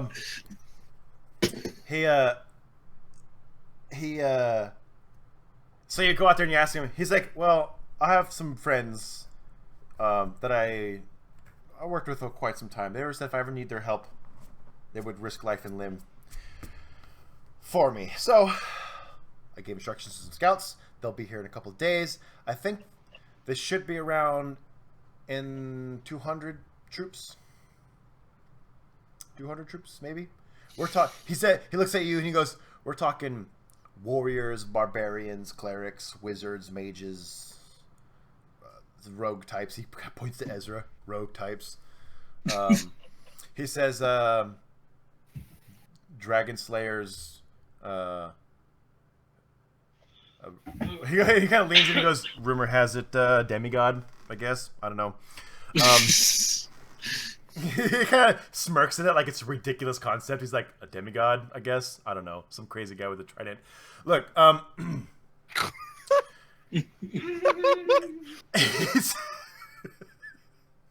he's like, I see. So you see it. He's like, "They'll be here in 3 days. No problem." Anyway, are we ready to go? I think we're gonna need more allies. We need a bigger boat. For the immediate threat, I'm sure that'll be enough. He goes, "We'll get But- some." Look, what is it your friend said? She might come back with some help. Sanji also said that he's leaving for help in 3 days to the captain. This is your talking to, right? The captain? Yeah. Yeah, he might have mentioned that. Yeah. He's like, "Oh yeah, I'm gonna have when they get here, I'm gonna send the monk over." And he kind of points lazily to the west, southwest, and he's like, "I'm gonna send him out and give him some instructions. Can handle himself, right? Get some help. We'll have it situated. Don't you guys worry. Let's get that Kajin stone. That dwarf, look, that dwarf is a complete idiot. I don't know what you guys were doing. If you were waiting on him to make you a plan of action, like he said, he told me you guys were waiting on him to make a plan of action. You guys would still be sitting here waiting for him, not about to go grab a Kajin stone. Are we gonna go? Because I'd like to come back in time for Time for tea. time for He goes, 1 second, and he runs inside. Well, he's running inside. I assume he's getting tea, but just so you guys know, that dwarf. Everybody sleeps. Everybody weeps. I just about had it with that asshole. Me too. Thanks, GM voice. Yeah. Thanks, voice in my head. Wait, is that the Shreech? Fuck. Oh no! Damn it. Ben, make a will save. Oh, Jesus. I'm just kidding. Oh. Ooh. All right, so Typing it out. He comes till back. next time, guys. You can He hear me comes back typing. out. He comes back out. He's got a pouch. He's like, "Okay, I'm good." He kind of sticks it in his coat pocket. He's not wearing any armor. He's wearing Did he like get your tea? It's like, can't live without it. All right, let's go. And then Go. you guys start leaving, and that's going to be, I suppose, the end of this session. Hey. Welcome to Chapter 2. The pouch is probably the poison he keeps putting in the food. Whispers of the Void Mother. Yeah, give me a second. See, guys, hero points get you pretty far. That was awesome. I definitely like what we learned. I know exactly. Good work. Thank you, chat, for hanging out and talking and suggesting that I have the dwarf slap in the face. That was funny. Oh, that's where that came from. I had the stream closed. I had it minimized. Oh, my friend McGill was like, have the dwarf slap in the face. I was like, he reaches up to you and strikes you in the face. Maybe I'll do that if I continue to stream. I'll let viewers suggest like small stuff like that. Be like, "Oh, dude," he's like, have him do this thing, and I might do it. You know, just be like, "Oh yeah." Well, that'd be fun. If I see you guys suggesting stuff like that, I'm just gonna ignore it. F it. Nope. Wow. Wow. All right. I'm back. Tyler's like, have him give him the cloak for free, and I'm like, no. But he did. He charges you So lots of money for it. wait. So what happened to the relic? Do I actually have this relic? What relic? The hammer. For now. Like, can I use it, or is it like just a relic? It's a But if war- you try to wield that thing, it'll It probably is. smite. It is one. It is one of 7 Holy Avengers. Sorry, only good aligned characters can use it. It is Sick. it is the Warhammer of Torag. I feel like we can just kill the dragon with that. Yeah. Yeah, sure. You can do that. Can you guys hit an AC 27? Yeah. I'm pretty sure. I got It depends. What's the stats on? What's the And here, stats on here's the Warhammer here's the Thorax? problem. What do your casters have to roll to break a SR 21? That's fine. What's its flat-footed CMD? SR 21. I'd have to roll a 20. I'd have to roll what, an 8? Oh, I have to roll a 17. No, a 16 or higher. That's not Don't too bad. worry. My character's good at ringing the fuck away. So Paul, if sometimes in ancient lore, when you devour a very powerful magic item, you tend to get some bonuses. So what you're telling me is if I eat this hammer, you'll give me a level 11 Slayer with the assassinate feat, right? No, that's not exactly not what I'm saying. That is not what I'm saying at all. Because what's this thing's perception check? I doubt it can hit me. Perception check? If you gave me a level 11 Slayer, yeah. Oh, level 11? No. It'll see you now. There's no hiding from this motherfucker. It's fine. I'll just stand next to it. Do you have fire spells? Because it's vulnerable to fire. Yeah, I do. Stomp, stomp, stomp, nudge, nudge, nudge. Chris, Chris, Chris. Bullshit. Dimension set- hot. Dimension hot. Chris, Dimension hot. Fuck It's, you. it's vulnerable to fire. It takes damage and a half from fire spells. Whoosh. You want something to go whoosh, this is the time to do This is it. You're also talking to a cleric of fire. it. It's also 5 levels higher than you guys.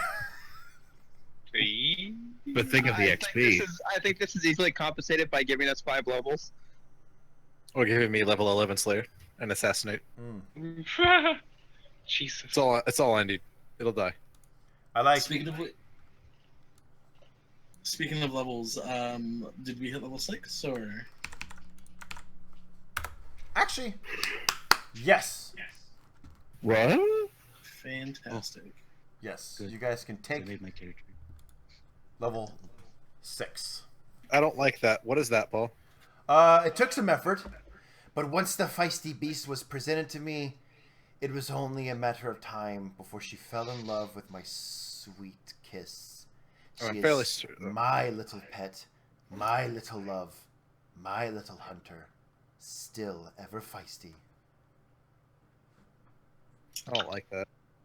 Can I roll a sense motive on the GM's intent to trigger me? Yeah. Make a sense motive. You failed. Before he rolls. Yep. Roll a 20 anyway. I couldn't have done that like intentionally ever. Here, add 2. Add 2. You're very convinced that the GM is trying to trigger you, and you're pretty convinced that he feels like he's successful. Jesus Christ. Oh, All man. right. Oh fuck, it's late. So wait, level 6, right? Yeah. Yeah, Yeah. we hit level 6. So to be adding 3,240 XP. Boom. Is that your damage? No, that's my health boost right now. Oh. Level 6 shaman. Are you really gonna ban Nice. shamans though, Paul? What? You're I'm not not really a- gonna ban shamans. I'm though, not a right? fan of. I'm just not a fan of control magic in general. Oh. I'm just like I just want to see all you your guys. plans. I want to see you guys play things that like shoot fireballs for like 100 fucking damage. Well, I mean, I And was then gonna also get shoot one lightning shot by bolts, anything. but all that spell resistance. Worst thing, if we remembered spell resistance, like it may not even go off because once it passes the will save, I can't do it for that same target for 24 hours. So it's basically like a once a day thing for that target. Oh, I get another wandering hex. Congratulations, guys! You leveled up, and thank you, stream, for hanging out. I'm gonna shut the stream down so I can chop it from Wait, start to what? end, and I'm going to upload this to the YouTubes for later viewing for those who missed it. Yay.